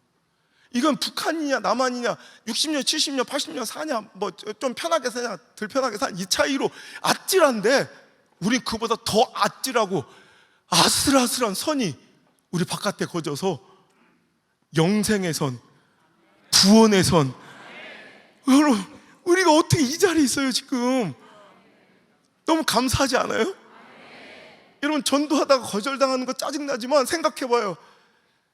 영원한 형벌, 영원한 지옥에 갈지도 모르고 우리가 건네는 그 복된 소식을 거절하며 나한테 냉담하게 대하는 그분들 얼마나 불쌍해. 여러분 지금 죽을지 모르고 영벌에 떨어질지 모르고 저렇게 전도지 집어 던지는 그 사람이 좋아요? 아니면 그 복음 전하면서 핍박받고 거절당하는 내가 좋아요? 내가 무슨 일 있어도 내가 부활절에 내가 분명히 내가 내 상담께 간다. 칼국수만 3그릇 처먹고 안 와. 가슴을 치면서 내 다시는 전도하나 봐라, 내가 저 인간 만나나 봐라. 그럴 수 있지만 감사한 거예요. 전도하면서 거절당할 수 있는 내가 감사해요. 그것은 우리는 아슬아슬하게 구원의 자녀로 영생 안쪽에 있는 거예요. 다행이다. 감사하세요. 여러분, 이렇게 우리가 마음껏 찬양하고 예배하는 거, 이렇게 마음껏 소리 높여. 그럼 지휘자님이 더 크게 하라고 말. 여기 보니까 립싱크하는 이들이 2명 있어요. 내가 알아. 대충 막 입만 벌리면 2명 내가 딱 찍을 수 있는데, 마음껏 찬양할 수 있는 그 실력으로 열심히 찬양할 수 있는, 얼마나 감사해요. 이 감격의 감격. 제가요, 그 세터민들 있죠, 탈북자들 오면 그냥 바로 이렇게 사회로 오는 게 아니라, 아시죠? 하나원이라는 공동체 안에 들어가서 훈련받고 교육받고 사회로 나오시는 거 아시죠? 그 마지막 이제 수료를, 이제 사회 적응 훈련을 다 해요. 그리고 일종의 사상 교육도 좀 받고, 그런 마지막 코스가 뭐냐면 쭉 서가지고 인터뷰, 소회를 밝혀요. 내가 앞으로 어떻게 살겠다, 내가 어떻게 이 땅에 왔는지. 제가 한번 그 자리에서 인터뷰하는 걸 본 적이 있는데, 쫙 서서 그날 동기들, 수료한 사람들이 쭉 서 있는데요, 대부분 젊은이들이야. 요즘에는 저보다도 뭔 일 있냐? 괜찮지? 너 저 이거 아프면 안 된다, 내일 와야 되니까. 너 야야 하나 나 저 앞에 챙겨줘라. 너 자꾸 이렇게 아래 위로 열어내니까 너지? 아까 마지막 찬양 솔로 잘했던 애. 야, 너 진짜 너무 잘하더라. 여자애는 어딨어? 나 진짜 거기 찬양 사역자인 줄 알았어. 와, 귀하다. 나 사인 좀 해줄 수 있어? 혹시 시간 날? 야, 진짜 너무. 그리고 또 하나 그렇게 안 생겼는데 너 바로 뒤에 있는 애가 너 솔로, 남자 솔로. 너 그 애들이만 좀 들치면 좀 멋있겠더라야. 너무 잘하더라. 야, 이런데도 내일 안 나오면 이건 인간도 아니다, 진짜. 진짜 이렇게 진짜 내가 하는데. 니들 얘기하는 거예요 지금, 찬양 막. 근데 마지막에 이렇게 쭉 사람들, 요즘에 인기 있는 이 아이돌 그룹의 노래가요 1, 2주면 싹 퍼지고요, 우리나라 인기 드라마는요 2, 3일이면 다 퍼진대요. 다 저보다 더 다 잘 알아. 그래 와가지고 내래 뭐 대한민국의 자유를 즐기러 왔어요 막, 그러고 막 노래도 부르고 막 그래요. 근데 내 관심은 걔들한테 없고요, 저 맨 끝에 70이 넘은 한 할아버지 한 분이 계시는 거야. 여러분, 저는 이상한 거죠. 왜? 북한의 사정을 아는 저는, 북한에도 갔다 온 저는, 북한의 사정은요 우리하고의 나이의 개념이 완전히 달라요. 지금 북한의 사회 상은, 발전상은 딱 우리나라 60년대 말 정도, 70년대 초 정도예요. 끔찍해요. 아직도 한 개 동 리에, 여기 무슨 동 무슨 리에 아사자가 2, 3명씩, 3, 4명씩 나올 정도니까. 여러분, 그 가운데 아니 저 할아버지 70살이 넘으면 우리나라 나이로는요 한 90이 넘은, 거의 100세에 가까운 나이예요.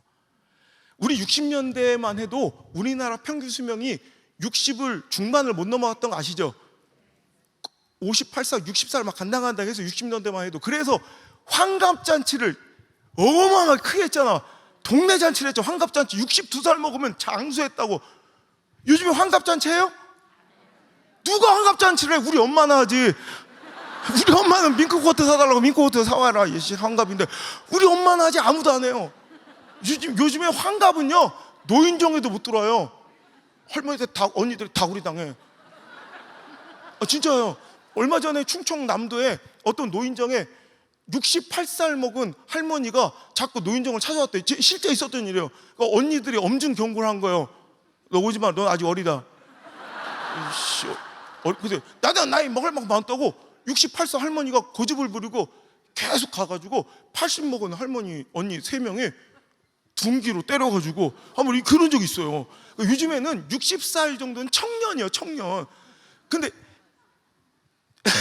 북조선은 70이면 거의 100살이에요. 그러니까 내 생각에는 야, 저거 한국에 오셔서 살면 몇 년을 더 사신다고 저 고초를 당하면 오셨을까? 난 궁금한 거죠. 사람들이 막 인터뷰 하는데 그 할아버지는요 아무것도 관심 없다는데 그냥 고개를 푹 계셔. 다 귀찮다, 매사가 귀찮다는데 자기 순서가 되니까 뭐라고 하시냐면 내래 아무것도 필요 없습니다. 내래 그저 죽을 때까지 목청 터지게 찬송 한번 불러보려고 하시오. 나 깜짝 놀랐어요. 그분은 진짜 크리스찬이에요. 여러분, 북한 평양에도 주일날 예배가 드려져요. 여러분, 요 통합신가 봉수교회 가보신 분 계시죠? 없어요? 예, 청북교회 그 총회장님 하실 때 그 남성교회가 세웠는데 거기 가면 매 주일마다 저도 가서 주일날 예배를 드려봤는데 막 500명 정도가 딱 와서 남자들은 무조건 양복, 여자들은 딱 곱디고 한복 입고 그크시나바이에 살아 뭐 이렇게 참 겁나 자기들 겁나 잘해. 근데 다 가짜예요. 그들은 형식은 우리보다 더 멋있고 노래는 다 전체가 다 성가돼요. 근데 신분 좋은 사람들, 성분 좋은 사람들을 딱 앉혀놓고 우리는 종교를 탄압하는 국가 아니니까 대외적으로 이제 홍보하는 효과로 계속 이렇게 훈련받은 사람들이에요.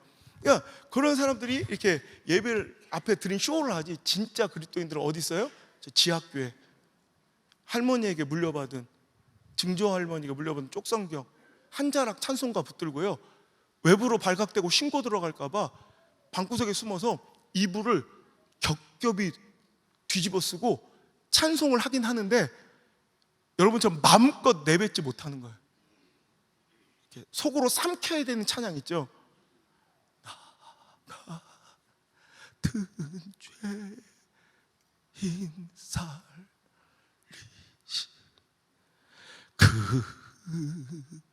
그내 고마워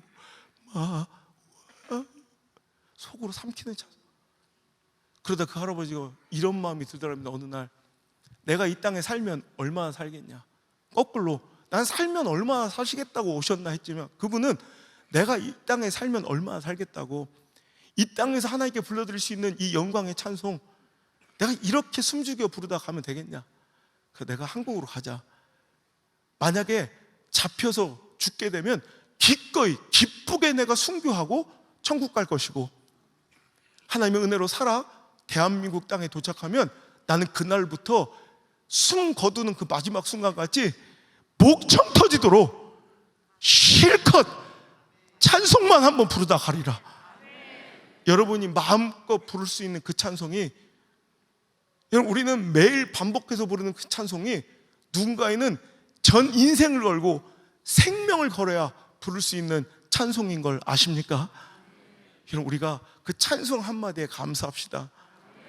찬양하는데 저 시간이 넘었는데 길게 부른다. 막 담임 목사님이 어떠다 5절짜리 부르면 어떤 놈이 5절까지 절제를 못해. 절제를. 이런 분들이 있어요. 이런 분들. 여러분 찬양 여러분 천국은요 삶 자체가 그냥 그 천국 그 자체가 예배예요. 여기서 예배가 지겹고 찬양이죠. 그러니까 하나님의 영광과 영화로만 가득 찬 곳은 그냥 찬양과 예배로만 가득 차 있는 곳이에요. 여기서 찬양과 예배가 지겹잖아? 그럼 그런 분들은 심각하게 천국 가는 걸 고민해 봐야 돼요. 그 지겨워서 어떻게 살 거예요, 그 영혼이. 여러분 찬양할 수 있는 거 감사합시다. 그리고 온 찬양대가 내가 찬양을 드리는 거 내가 시간 내 연습하고 내가 뭔가를 이런 내가 하나님께 헌신해 드린 것 그걸 물론 맞습니다.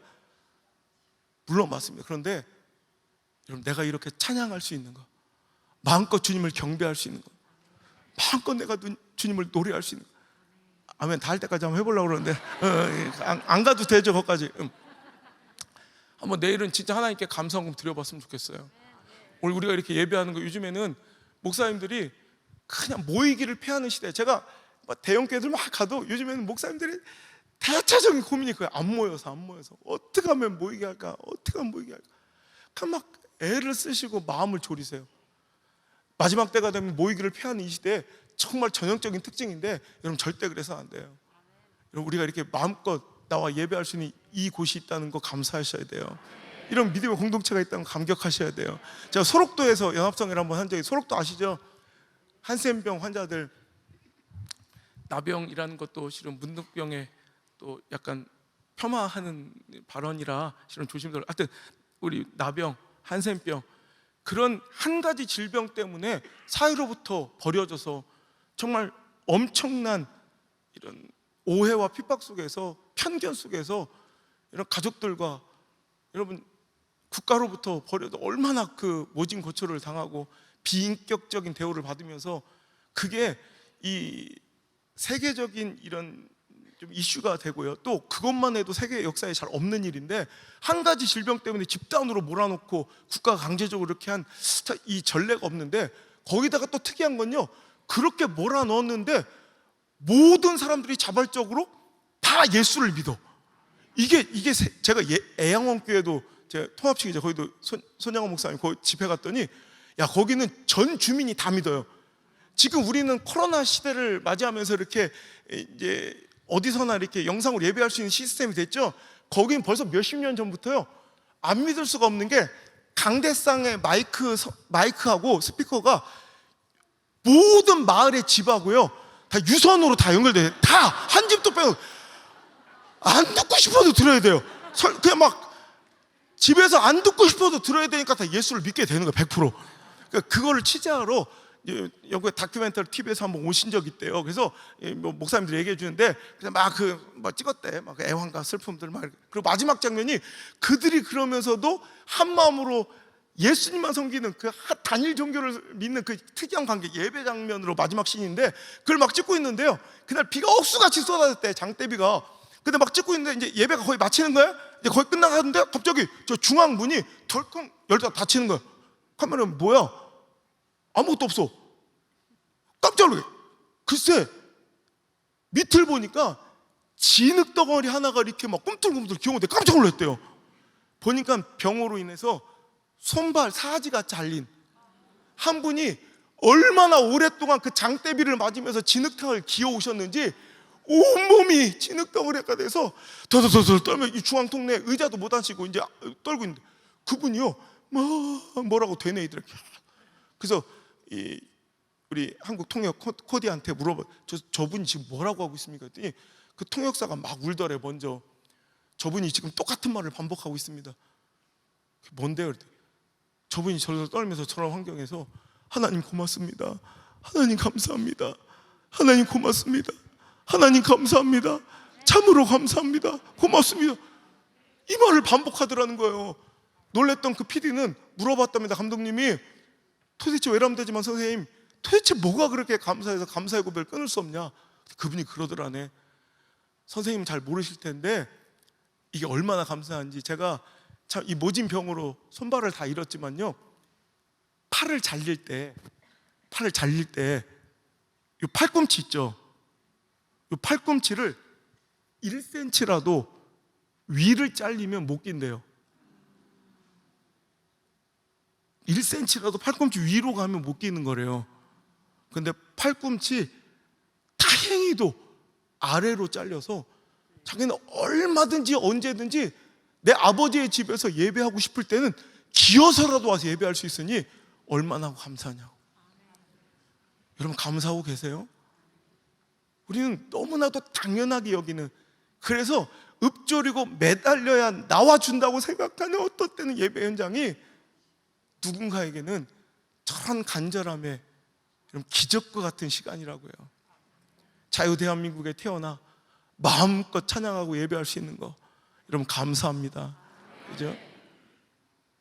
오늘 우리 자녀들, 우리 다음 세대들 있는 게 난 너무 감사한데, 우리 자녀들의 존재 자체가, 요즘에 제가 큰 대형 교회들 가도 참 이 청춘들의 실종의 시대. 어찌 보면 주일학교 학생들이 대학교 들어갈 때 그 주일학교 학생들도 몇 명 없는데 대학 들어가는 순간 14%만 남는데요. 주일학교만 봐도 소망이 없는데 그 중에서 14%만 남으니 어찌 보면 청년들이 다음 세대가 너무너무 귀해진. 하지만 여러분 우리의 미래는 저기 있습니다. 우리 청년 정말 어떻게 살든 어떤 환경이든 우리 자녀의 존재 자체가 우리한테는 감사인 줄 믿습니다. 우리 따님이 태어날 때 뭐 엄마한테 엄마 10달 동안 애썼어요. 그럼 뭘 줍니까? 뭐 열쇠라도 하나 주어줘요? 그때 어땠어요? 그냥 내 자녀의 존재가 환희였어요. 저도 첫 아들 우리 안드레 태어날 때 야, 이 존재 자체가 환희라는 걸 내가 알았어요. 그냥 뭘 해주는 게 아니라 그냥 우리 하나님 우리를 보고 그러실 것 같아. 우리의 존재가 환희야. 여러분, 이 존재가 환희야. 지금도 그래요? 존재가 환희예요?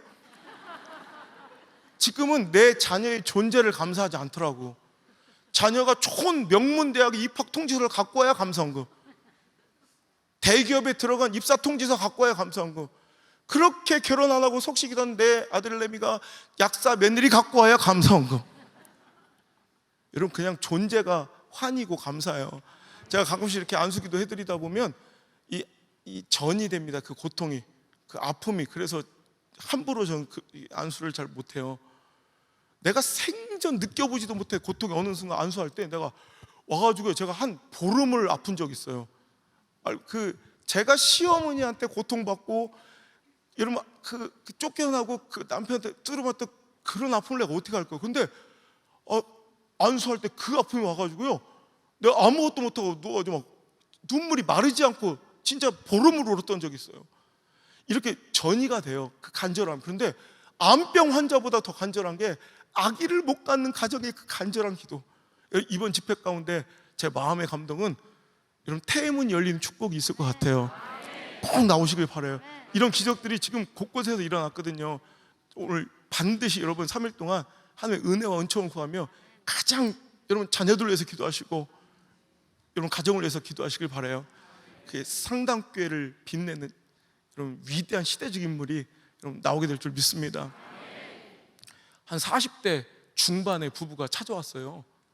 감리교단 출신이신데 제가 이제 뭐 이렇게 기도해서 아기를 뭐 8년, 9년, 10년째 못 가시는 분들이 가신 분들이 꽤 있어요. 그랬더니 그분이 그걸 듣고 찾아오셨는데 40대 중반이면 이제 포기해도 되잖아요. 근데 두 분이 정말 사랑하시더라고. 근데 그 남편분이 아내 화장실 갔을 때 저한테 막 손을 잡고 막 울며 빌어요.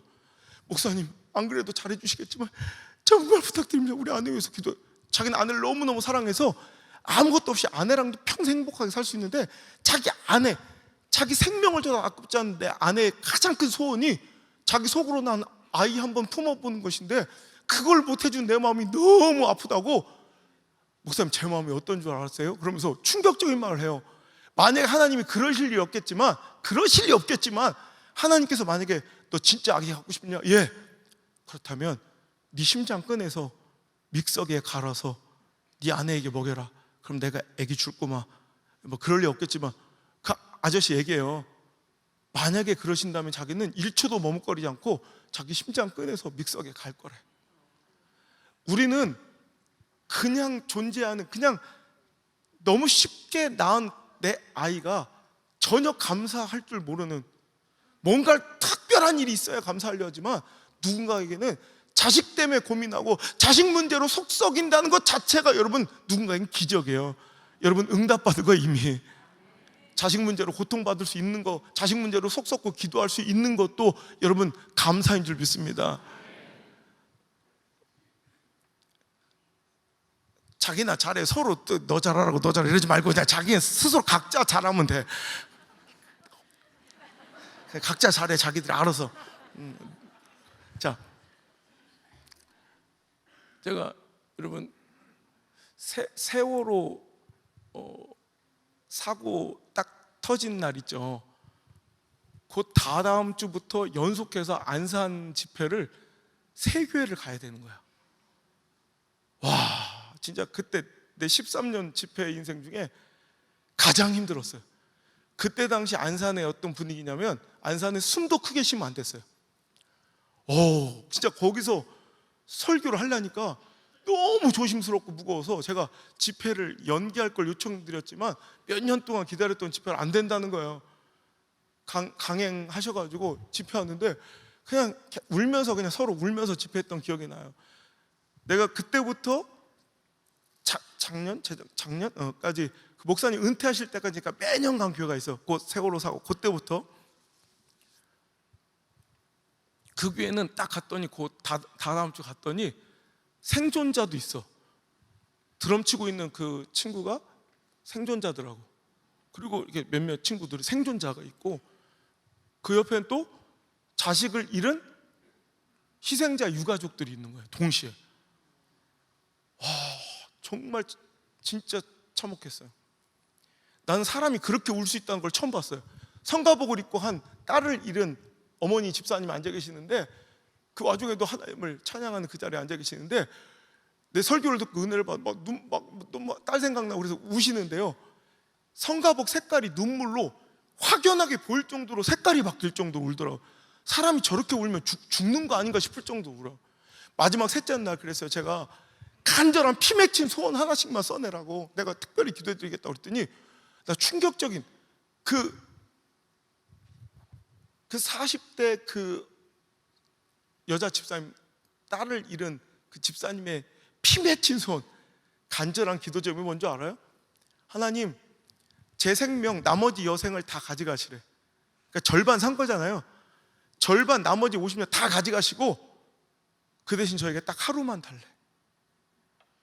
그 딸이 고이 얼마나 멋부리고 예쁘게 보이고 싶을 때요, 그날 막 화장하고 꾸미느라고 따뜻하게 차려놓은 엄마 밥상을 결국 한 숟갈도 못 두고 나갔대요. 그게 지금까지 그 엄마는 천추의 한이야. 내 딸 밥이라도 먹여, 따뜻한 밥이라도 국이라도 먹여 보냈어야 되는데, 그날 어떻게든지 붙잡아 앉혀서 밥 숟갈 뜨게 했어야 되는데, 그 차디찬 바닷속에 그 빈속으로 얼마나 아팠을까, 얼마나 추웠을까 생각하면 지금도 이 세월이 지났는데도요, 따뜻한 밥 숟갈 뜨고 있다가 숟가락을 놓치는 거예요. 그 생각만 나면. 어떤 사람은요, 이렇게 사랑하는 가족, 내 딸 위해서 따뜻한 밥 한 번 차려서 계란말이 한 번 해서 딸 좋아하는 된장찌개 한 번 끓여서 밥 한 번 먹여주고 싶은 것이, 어떤 가족은 내 남은 인생을 다 갖다 바치고 하루만이라도, 한 번만이라도 얻고 싶은 축복이고 기적입니다. 우리 그걸 너무나도 많이 누리고 살아가니까 감사는커녕 오히려 불평하고 원망하죠. 돌아서면 또 밥 차리고, 돌아서면 또 밥 차리고, 한 번에 먹어, 두 번 밥상 차리게 하지 말고 지혜비 닮아가지고 이러면서 사랑하는 가족을 해서 밥상 차리는 게 짜증내요. 여러분, 그 중에 여러분 뭐 뉴스에서 들으신 분도 있을 거예요. 이거는 한 집사님은요, 아들을 잃었어요. 그 아들이 농구를 너무너무 좋아해서 농구를 열심히 하고 흠뻑 땀으로 젖은 티셔츠를 던져놓고 갔는데 그게 마지막 유품이 된 거야. 그 엄마는 그거 못 빨아요. 아들 방 책상에 그 의자에다 그 티셔츠, 마지막 유품이 된 그 티셔츠 걸어놓고, 남편 있을 때는 티도 못 내. 남편 출근하고 나면 방으로 들어가, 아들 방에 들어가 코를 박고 아들의 채취를 느끼면서 아들을 그리워하는 거야, 하루 종일.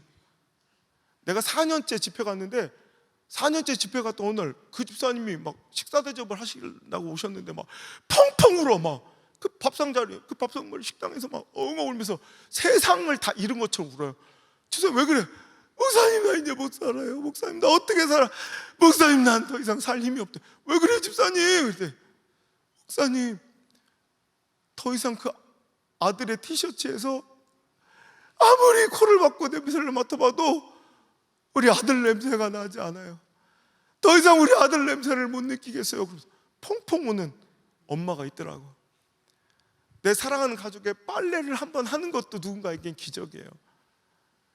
여러분, 한 할아버지가 제 이설교를 했더니 은퇴한 장로님이시라는데 바싹 말라 호리호리한 체격에 엉엉 울면서 예배당에서 막 그 여린 몸이 가슴을 막 치는 그 텅텅 울리는 그 소리가 그 조그만 예배당 안에 가득 찼어요. 텅텅. 아직도 그 소리가 기억나. 그래서 막 절규하며 우시고, 그 할아버지가, 근데 장로님 하신 말씀이 뭔지, 은퇴한 장로님이신데, 목사님, 그래도 나는 그 세월호 유가족들이 부럽네요. 그래. 아니, 어르신, 할 말씀이 따로 있고 못할 말씀이 따로 있지. 생떼 같은 저 자식들 바닷물 속에 정말 생떼 같은 그 자식 잃어버린 그 부모님들이 부럽다니요. 도대체 그게 무슨 말씀인가 했더니 그분 하신 말씀이, 그래도 그분들 예수 믿고 예배드리다 정말 신앙생활 하다 갔으니 천국 가서 만날 거 아닙니까? 내 딸 어떡합니까? 내 딸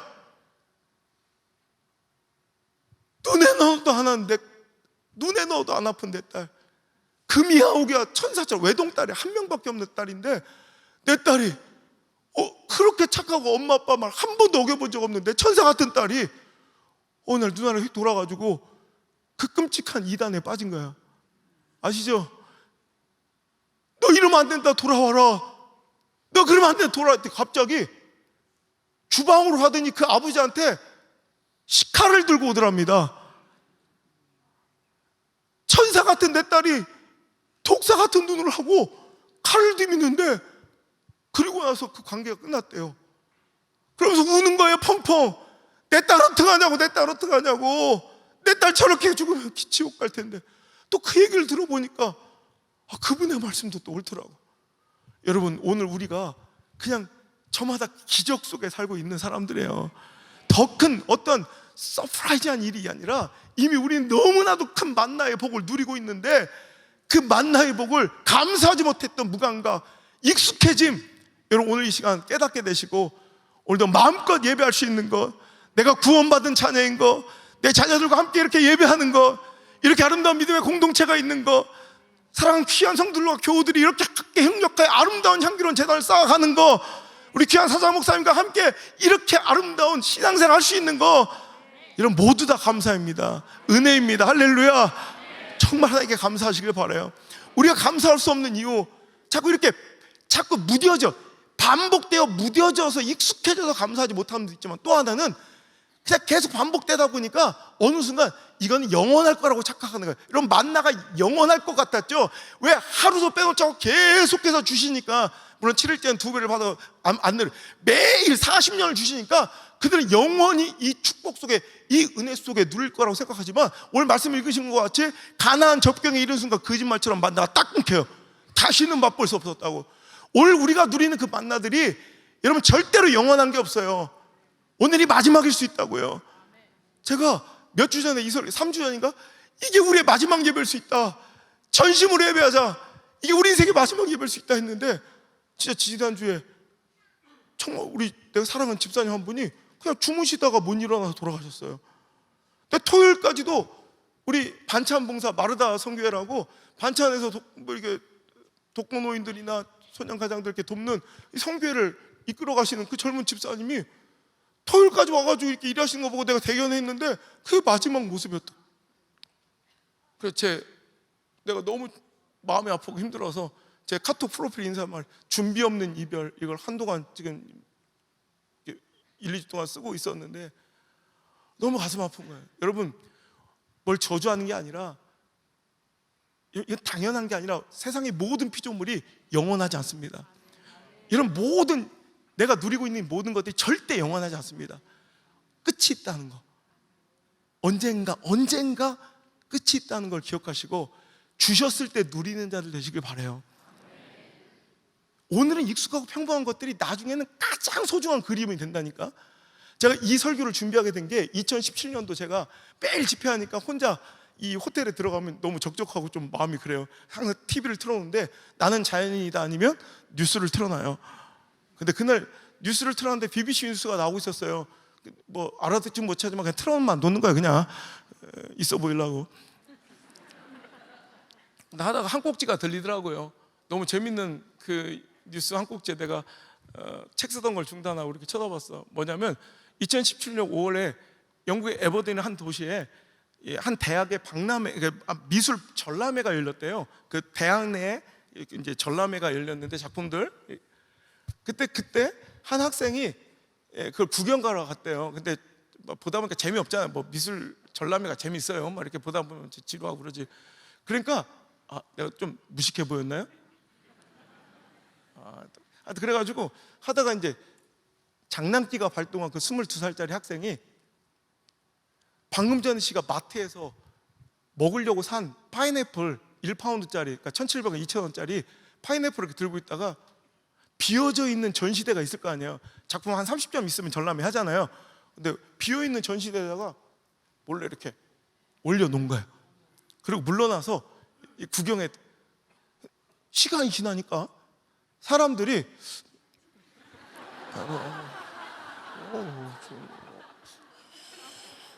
구경을 하더라는 거예요. 그래서 그냥 두고 집에 갔대요. 그래서 그 다음날 궁금해서 가봤더니 거기에 아크릴판으로 보호막이 이렇게 쓰여져 있다는 거예요. 너무 웃겨가지고 자기 지도교수한테 그 얘기를 했대. 수업 시간에 웃으면서. 그랬더니 지도교수도 재밌었던지 궁금했던지 한번 같이 가보자고. 갔더니 이렇게 큐레이터가 있겠잖아요. 그래서 그 지도교수가 그 사건 내막을 다 아니까 장난으로 그랬대. 그 큐레이터한테 이건 앞만 봐도 평범한, 누가 봐도 마트에서 그냥 사온 파인애플 같은데 뭐 이런 게 작품이 됐냐고. 그냥 평범한 파인애플 같아. 그랬더니 그 큐레이터가 그 교수님을 세상 무식하다는 표정으로,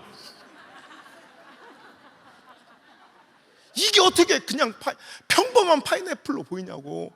이 파인애플 줄기가 뻗어나가면서 외치는 함성이 들리지 않냐고. 그래서 막 모르게 막 자꾸 막 강요하더래, 감동을.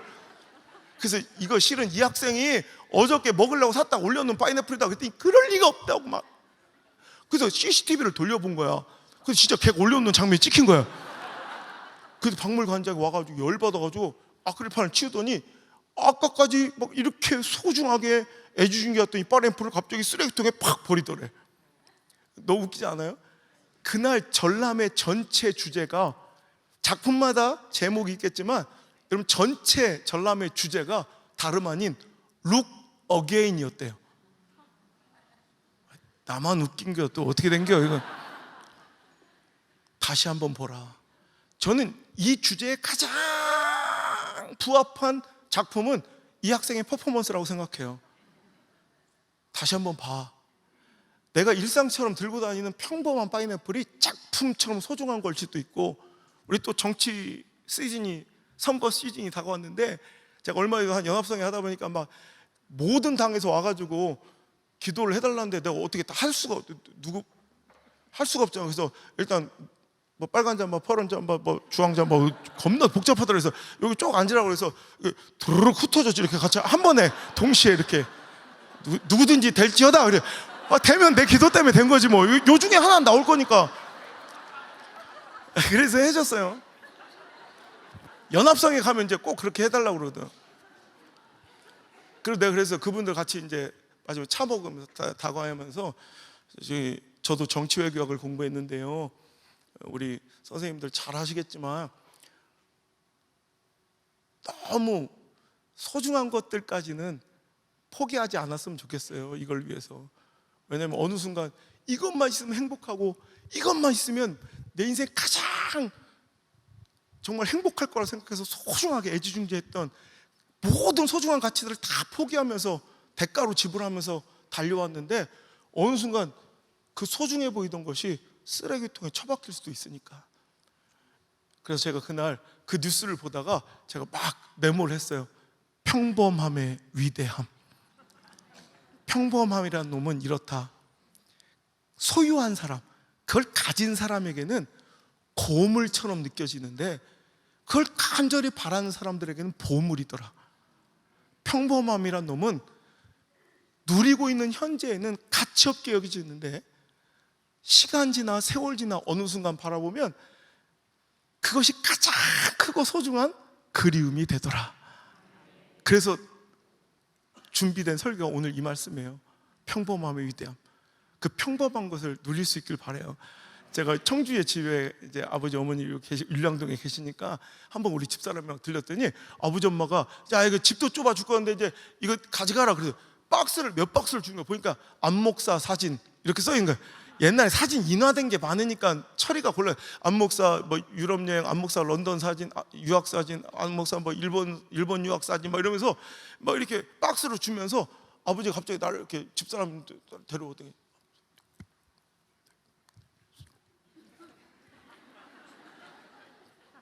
뭔 얘기냐면 제가 얘기했었는데 첫사랑 얘기. 내 대학 다닐 때 5년 사귄 여자가 있거든요. 내 온통 청춘은 그 여자로 가득 차 있었거든. 그 싸가지 없는 거.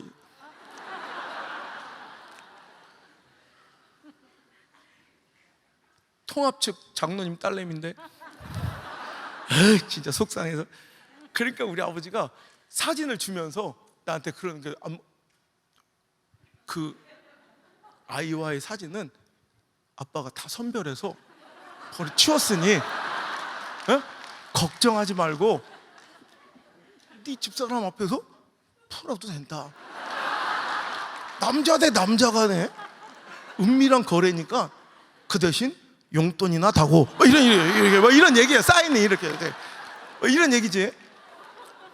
그래서 용돈 드리고 이제 박스를 갖고 왔단 말이야. 그러니까 옛날 배낭여행 유럽 뭐 여행 몇 번 할 때 그런 사진들이 막 한 박스 두 박스 나오는데, 영국에서 런던에서 유학할 때 사진도 막 몇 박스인데, 야 보니까요 맨 사진이 너무 똑같아. 그놈의 거 내가 파리를 뭐 두세 번 갈 때, 파리 갈 때마다 찍은 에펠탑 사진이 한 500장 돼요. 왜? 파리는 무조건 에펠탑 찍어야 되니까. 왜? 에펠탑, 그죠? 영국에 런던에 공부할 때는 타워 브릿지 사진이 한 300장 되고요, 버킹엄 궁전 사진이 200장, 빅벤이 한 100장 돼. 그때는 그거 찍어야 돼. 이건 최고. 그래, 옛날에는 필름 카메라니까 잘 찍었다고 생각했는데 막상 와보면 뭐가지 이렇게 없어. 그리고 심령 사진처럼 막 이렇게 나오고. 그래서 일단 중요한 사진은 많이 찍어야 됐어요. 그죠? 그래서 파리 갈 때마다 에펠탑은 저기 맑을 때도 찍고, 비 올 때도 찍고, 밑에서 찍고, 위에서 찍고, 멀리서 찍고, 가까이서 찍고, 막 밤에 찍고, 낮에 찍고, 막 한 500장을 찍은 거야. 그럼 내가 지금 와 낮에 찍은 에펠탑, 밤에 찍은 에펠탑, 와 비 올 때 이러면서 그걸 막 한 장 한 장 볼까요? 에펠탑 500장 그냥 넘겨요. 내가 타워 브릿지 사진 300장을 보고 있을까요? 그때는 그게 가장 소중했던 사진이었는데 아무 의미가 없어. 그 뭉텅이를 넘겨 보지도 않아. 내 마음을 송두리째 사로잡는 사진은 뭐냐면, 제가 영국에 유학할 때 그 히드로 공항 옆에서 한인 식당에서 1년 동안 접시 닦기 하면서 얼마나 힘들었는지. 그 옆에 동아건설 망하기 전에 동아건설 사람들이 법인카드로 회식하는 날 나는 막 설거지하고 막 산더미에서 설거지 쌓였는데, 왜 외국에 있는 한국 식당은 저기 떡볶이부터 안심 편채까지 뭐 중화요리부터 한 메뉴가 100가지가 돼요. 그러면 이것저것 싹 시켜서 막 오면 배고픈 유학생은 막 세제가 묻어있는 손을 막 이렇게 흐르는 물에 막 씻고, 거기 쌓여있는 그 깐풍기를, 식은 깐풍기를 이렇게 수제통 앞에 쌓아놓은 거기서 주워 먹는 거예요, 배고파서. 그러니까 저한테는 깐풍기가 소울푸드야. 내가 성공하면 따뜻한 깐풍기 내 돈 주고 딱 사 먹는 게 나한테는 성공이란 개념이야. 그런데 거기서 제가 입던 유니폼이 빨간 앞치마였거든요. 하얀색 스프라이트 무늬. 근데 그걸 입고 이렇게 노란 고무 장갑, 노란 고무 장갑 끼고 이렇게 뭐 탈북자처럼 이렇게 그 사진이 한 장 있는 그 주방에서 그날 왜 찍었는지 이렇게 서서 그 사진을 보는데요, 눈물이 막 와락 쏟아지면서 입고 있었던 영국 그 세제 퐁퐁 냄새도 다 기억나. 모든 말초신경까지 다 살아나더라고, 그날이 기억나서. 이런 사진을 좀 많이 찍어놓고, 그때는 지긋지긋했던 일상, 교실, 내 친구들 사진 하나도 없어. 왜? 맨날 보는 친구들, 맨날 가는 학교의 교실은 찍을 필요가 없었다고 생각했던 그 사진이 지금은 너무 간절한 거야. 또 한 사진은요, 우리 입국 동기들끼리 친하잖아요. 같은 시즌에 온 사람들. 그 중에 누나 중에 나보다 한 살 많은 장예쁜이라는 누나가 있었어요.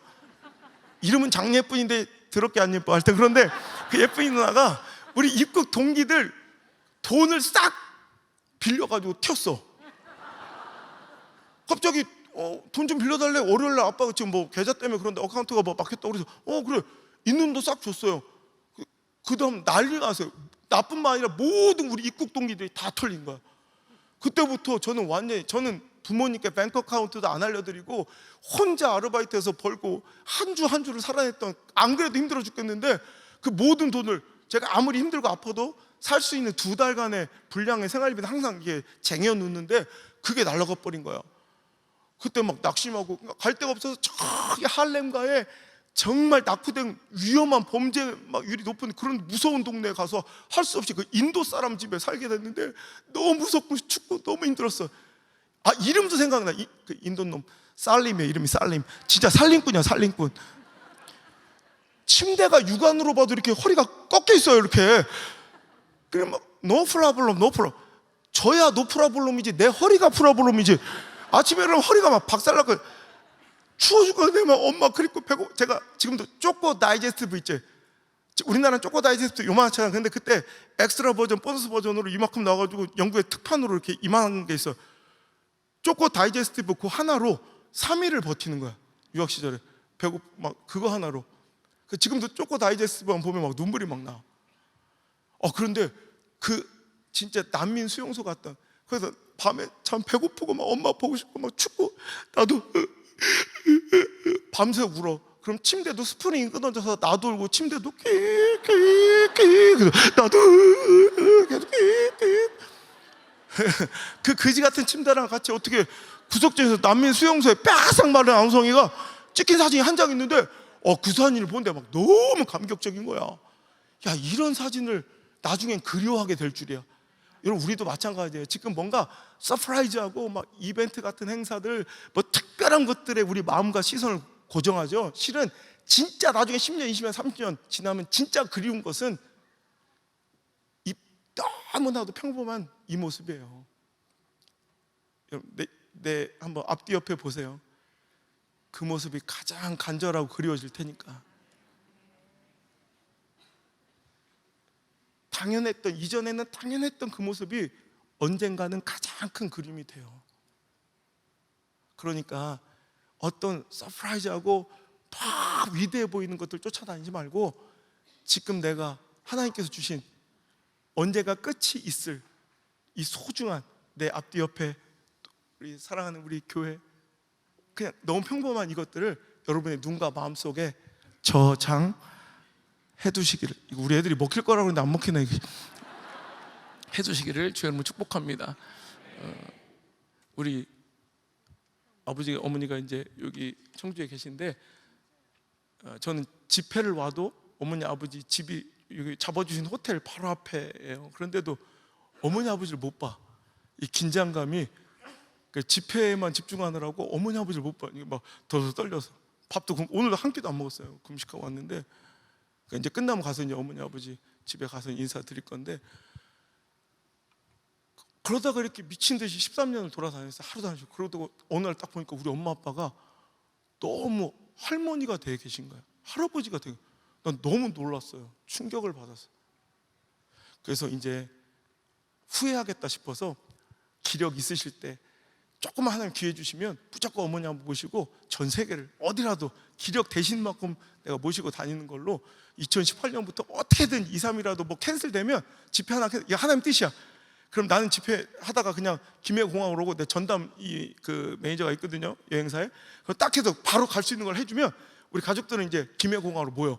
그래가지고 이제 여행을 다닌단 말이에요. 이번에도 5월 달에 우리 아버지 어머니 모시고 제가 한 달 동안 미국 한 6개 주를 돌면서 우리 아버지 어머니가 또 9월 달, 10월 달 집에도 아버지 모시고 이렇게 미국 동부 쪽에서 캐나다까지 이렇게 제가 갈 건데, 첫 집회가 첫 여행이 2018년도에 처음으로 이제 그런 시간을 가진 거예요. 나중에 후회하지 말자. 엄마가 더 할머니 되기 전에, 아버지가 더 할아버지 되기 전에 2018년도에 딱 처음에 간 곳이 태국의 파타야야. 아시죠? 파타야. 에메랄드빛 바다, 하얀 백사장, 쏟아지는 햇살, 코코넛, 야자수 알죠? 선베드. 그래서 아버지한테 설명을 했어요. 그런 곳이니까 제발 옷 좀 잘 입고 오라고. 우리 아버지는 평생 정말 자기 가족을 위해서는 아무것도 안 하시고요, 저는 학원 한 번 못 보내주셨어요. 돈이 없어서가 아니라, 그런데 그 어렵고 힘든 교회 목사님 자녀들은 장학금 주시면서, 그래서 아버지 별명이 바보예요, 바보. 그러면서 저한테 지금 얼마나 당당하게 내가 너를 그렇게 고생시켰기 때문에 네가 잘 된 거다 이러면서, 그런 말을 내가 할 수 있지만 자기가 너무 그렇게 당당하게 하는 건 좀 아니잖아. 내가 너를 그렇게 해서 된 거야, 돈 안 줘서. 진짜 저는 돈 차비도 모자라게 살았어요, 어릴 때부터. 그러니까 그러면서도 우리 아버지 뭐 사례비가 웬만한 장관급 월급이었어요. 그런데도 진짜 10원 하나 안 주시고 전부 다 어렵고 가난한, 그러니까 너무 속상해. 그러면서도 와이셔츠가 20년 된, 뭐 30년 된 옷을 그대로 입으시는 바보예요, 바보. 그 아버지가 김해공항에 오시는데, 난 내가 너무 존경하고 사랑하는 내 친구이자 동력자이자 아버지이자 선배 목사님 너무 좋아하는데, 우리 아버지가 오는데 내가 그런 분을 내가 외면할 뻔했어요. 분명히 내가 얘기했거든. 파타야라고. 분명 에메랄드빛 바다를 얘기했는데 단꼬바지를 기지바지를 입고 온 거예요. 아니 정장 걷다가 벨트가 막 황금빛으로 벨트가 걷다 나한테 되게 자랑스러운 양 딱 보여주게 여행 간다고 선글라스를 어디서 주워 끼셨는데 이건 무슨 색깔이라고 단정 짓기 어려운 게 파워레인저처럼 사이클 선수들처럼 이게 뾰족해가지고 각도가 조금 달라질 때마다 빨주도 파다 빨주도 뭐 이상한 거 있죠. 와, 나 시겁했어요. 거기다가 가방을 들고 오셔야 007 가방 있죠. 파타야를 갔는데 40년 들고 다녔던 그 서류 가방 007 가방에 짐을 그래서 내가 싹 명품으로 싹 바꿔드리고 라이방까지 딱 바꿔드리고 이제 비행기 탑승하기 전에 마지막으로 이제 화장실 한번 남자팀 여자팀 나눠가지고 화장실 갔단 말이야. 여자 집사람 데려가고 저는 이제 오늘 먼저 우리 애들은 눕고 있고 우리 아버지가 나오셨어. 서 있는데 나 혼자 있는데 아버지가 나오시더라고. 난 한 번도 우리 아버지 목회 40년 동안 여행을 같이 가본 적이 없어요. 아버지 명절 한 번 쉬어본 적이 없어. 그러니까 나는 이게 되게 이런 순간이 낯선 거야. 근데 뭐 이러고 있는 거야 둘이. 그러다가 이렇게 그리고 또 아버지 그 강했던 들어봐 저기 중요한 순간에 그 아버지의 그 강했던 우리 아버지가요 50 중반까지도 웬만한 청장년들 씨름 선수도 팔씨름을 못 이겼어요. 배를 막 손 아기로 부실 정도로 그 강했던 우리 아버지가요 이 손등이 새파랗게 실핏줄이 보이면서 뭐라고 하여튼 그때 되게 묘했어요. 마음이 완전히 노인네가 내가 보호해줘야 되는 분이 된 거야. 그게 너무 안쓰럽기도 하고 화도 나고 막 이상한데 마음이. 내가 그 아버지 손을 이렇게 보다가 무슨 용기인지 그냥 내 마음에 용기를 내서 그 아버지 손을 이렇게 잡았어. 아버지도 흠칫 놀라시더라고. 꼭 잡고 그냥 서로 말도 없이 그냥 손 잡고 나도 고개를 돌리고 아버지도 고개를 돌리고 눈물만 줄줄 계속 흘린 거였어 둘이.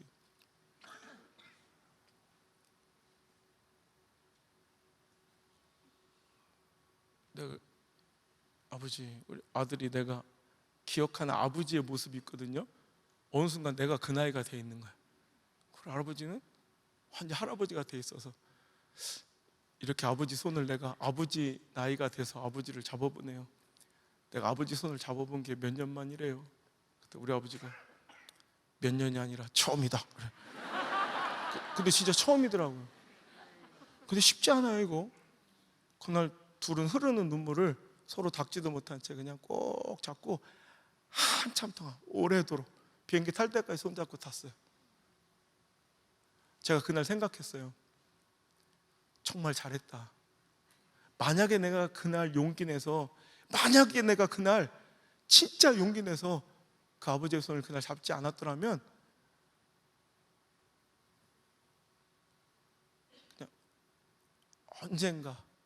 그냥 언젠가 그날이 오면 나는 너무 내 자신을 용서하지 못할 만큼 후회했을 것 같아. 그날 내가 깨달았어요. 영원한 것은 없다. 누릴 수 있을 때 누리고 감사할 수 있을 때 감사하자. 여러분 오늘 내 주변에 수도 없는 만나가 있었음을 발견하셨죠? 절대 당연한 건 아닙니다. 그리고 영원하지 않습니다. 오늘도 하나님께서 주신 그 축복들을 여러분 더 달라고 요구할 것이 아니라 하나님 주신 복이라도 잘 누리는 우리 상당의 모든 가족들 됐으면 좋겠어요. 우리 서로에게 다시 한번 인사합시다. 새해 복 많이 받으세요가 아니라 이제는 주신 복이라도 잘 누리시라고. 새해는 복 많이 누리세요. 인사합시다. 새해 복 많이 누리세요. 우리가 당연하게 생각했던 그 모든 것들이 하나님의 은혜였습니다. 하나님의 기적이었습니다. 찬양함으로 오늘 집회를 마치도록 하겠습니다. 할렐루야.